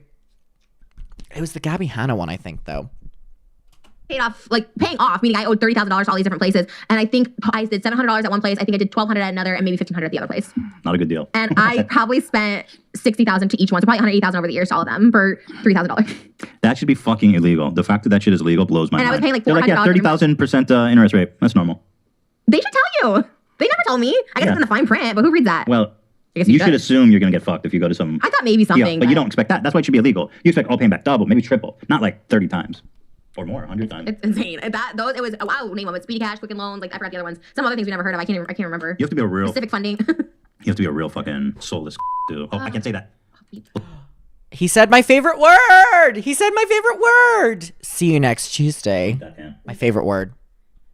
Yeah, don't do loans. Don't hang out with Dan Bilzerian. It's not a good look. Nobody cares. You're not Hugh Hefner and you're not cute. By the way, he pays those girls to hang out with him. It's like not that serious. And they're not even like playmates. Also, it's like cool. You're rich and a bunch of girls want to be around you. It's like cool, dude. Yeah. Epic. I don't like So we don't like Dan Bilzerian for sure. For sure. I don't like the third co-host on Impulsive. I used to love that show and I can't watch it. Well, thank you. Finally, you come around. It took him threatening my life. No, it's the third co-host that gets me. What about Mike? You like Mike? I don't really like him, but he is entertaining. Like he's just like it's like me. People like to hate me. You know, like at times. Can we not promote other podcasts? I'm gonna skip to the last part of the podcast, which is with 10 minutes left because it's one of the most replayed parts because they're slowing down now. They're slowing down the vibe. I want to skip to the last part of the podcast, which is, as you can see right here, most replayed. So I don't know what the fuck's going on here, but it's the most replayed part. Your stepdaughter? Let's wait till she's 18. Maybe just don't. If you need someone at 9, you don't really need to fuck them when they're an adult. I mean, I agree with you. I'm gonna agree with you on that one. Okay, just, there's other people to have sex with. The story it's incredible. I mean, yeah, how are you gonna fuck your own stepdaughter and then marry her? Yeah. They're still married though. One more thing, and I promise we can go. Keep saying this. Like, is the H3 podcast TikTok you guys running that? Yes. What just happened? You cannot listen to H3 out of context because what the fuck was that? Double check mark. It looks like a fake account. It's new. It's just a new account. You saw everyone was getting a ton of views from our clips. So you're like, well, we might as well put them out there. Well, we thought about it for a long time, and then we have a guy who does clips for us. Yeah, the clips are bomb. And he's really good. He's like the best. And so he has a ton of clips because we've been doing clips on Instagram and Facebook already. Yeah, I love them. I love when he sends me clips. And so, yeah, he's the one that does the clips. So he just started posting on TikTok, and it's like doing and was really your well. Teddy Fresh name changed? Is that like a joke? No. That changed and you had no idea how it happened. So what happened? Okay, my name on TikTok is Ethan Klein H3. I woke up yesterday and it was Teddy, and I saw all the comments. It was like, why is it Teddy Fresh? I was like, what happened with Teddy Fresh? And then I saw my fucking TikTok name now is Teddy Fresh. How? And so I realized what happened. So I wanted to make a Teddy Fresh TikTok account. And then there's a Teddy Fresh account that's inactive, like totally inactive, that like no followers, no posts. So I wrote to... People are saying they were talking about Woody Allen. Okay. That was a crazy part to skip to. That was a crazy part to skip to. That was like 2 weeks ago. And so I woke up yesterday and they switched my fucking personal account to Teddy Fresh. I was like, how the fuck was that? DeBinky said every skip and pause is fucking insane. No, I don't want to be Teddy Fresh. You don't want to be Teddy Fresh? You are Teddy Fresh. No, I want to be Ethan Klein. You literally look like the Teddy Fresh logo. You look like a teddy bear. I think that's a compliment. Yeah, you look like a teddy bear in a good way. Oh, thank you. Is it not designed after you? I thought it was made in like your... What kind of flirting is going on here? It makes me uncomfortable. Teddy bears? It's cringy. Oh, it was designed after your likeness though? Not after my likeness, no. But you love teddy bears? No, stop. I don't want to talk about it. Wait, no, what is it? It's embarrassing. Oh, no, I want to know. I need to know this. So it's so embarrassing. Why are you making me do this? I feel like it's cute actually. I feel like it's going to be a cute story, not an embarrassing story. It's both. It can't be worse than your proposal pooping story. No. Okay, so let's hear it. It's just too cutesy and it's embarrassing. Oh, I want to hear it. I love it because you guys aren't cutesy enough. Not judging. We love we the are relationship. cutesy, just not fucking in front Okay, of so you. let's hear cutesy. None No, of you your guys are cutesy. You know what I mean. We both call each other Ted. That's like our pet names for each other. Wow, I asked you the last time you have pet names and you didn't tell me. And so then, we were brainstorming ideas. And so we were just thinking of like Teddy. We were trying to think of like what would be like a logo. And also the other thing is like, what's a website domain that's available? And so we were trying a bunch of stuff. And it was so weird, the Teddy Fresh with the teddy bear logo. And the domain Teddy Fresh was unclaimed after all these years, which I thought was... I mean, it's very interesting because it's like, Teddy Fresh random. Yeah. But on all the other social medias, it was taken. So I thought that was weird. Oh. Like the Instagram name, I had to buy from some fucking guy for $10,000. $10,000? I was trying to get it from him for so long. And eventually I was like, dude. Oh my God. Imagine having a username that someone wants so desperately that they pay you $10,000 for. Fuck me. Yeah, he saw your success. So you called each other Ted, not Teddy. Both. Did you get pissed when United Airlines started calling themselves TED and you're like, fuck, that was our thing? They're called TED. I didn't know that. What about TED Talks? So you're like, oh, that's our thing. No. Penny Fresh is part of TED Talks. Jesus, she's just filled with questions after fucking 2 hours, isn't she? Why? Because it's like personal info thing. Never mind. But yeah, we're in a legal battle with TED Talks. No, I'm kidding. That's tea. Yeah, we're suing them. No, I'm Why don't you sponsor TED Talks? Hi, Amy. Welcome. They actually asked me to do a TED Talk too. Stop. About what? Yeah. They didn't? No. You got me. This is just them lying to each other. What the fuck would you give a TED Talk about? Squirting? Could you imagine? Proper squirting technique? I made $1 million and all I had to do was drink a bottle of water and piss. So it is piss. No, I know you would love that. All right, let's stop. This is it always goes off the rails. Territory. All right. So next week, physical fitness. We're going to have that. It's going to be fun. Okay, we're going to end it there. I don't want to hear about piss. I don't want to hear about squirting. I don't want to hear about any of that. We will end it there. Next week's episode is my favorite Frenemies episode where they do the athletic test. So I'm very excited to see that. I'm going to love and leave all of you. Thank you so much for joining me. What an interesting, we learned so many enemies in today's episode from the 16th of February, 2021. I will see y'all very soon. All right, everyone. That was a crazy ending. I'm going to head off for the night. I will see you all very soon. I want to go spend some time with Mr. Milo. I will let you know how tomorrow goes. And we'll see from there. I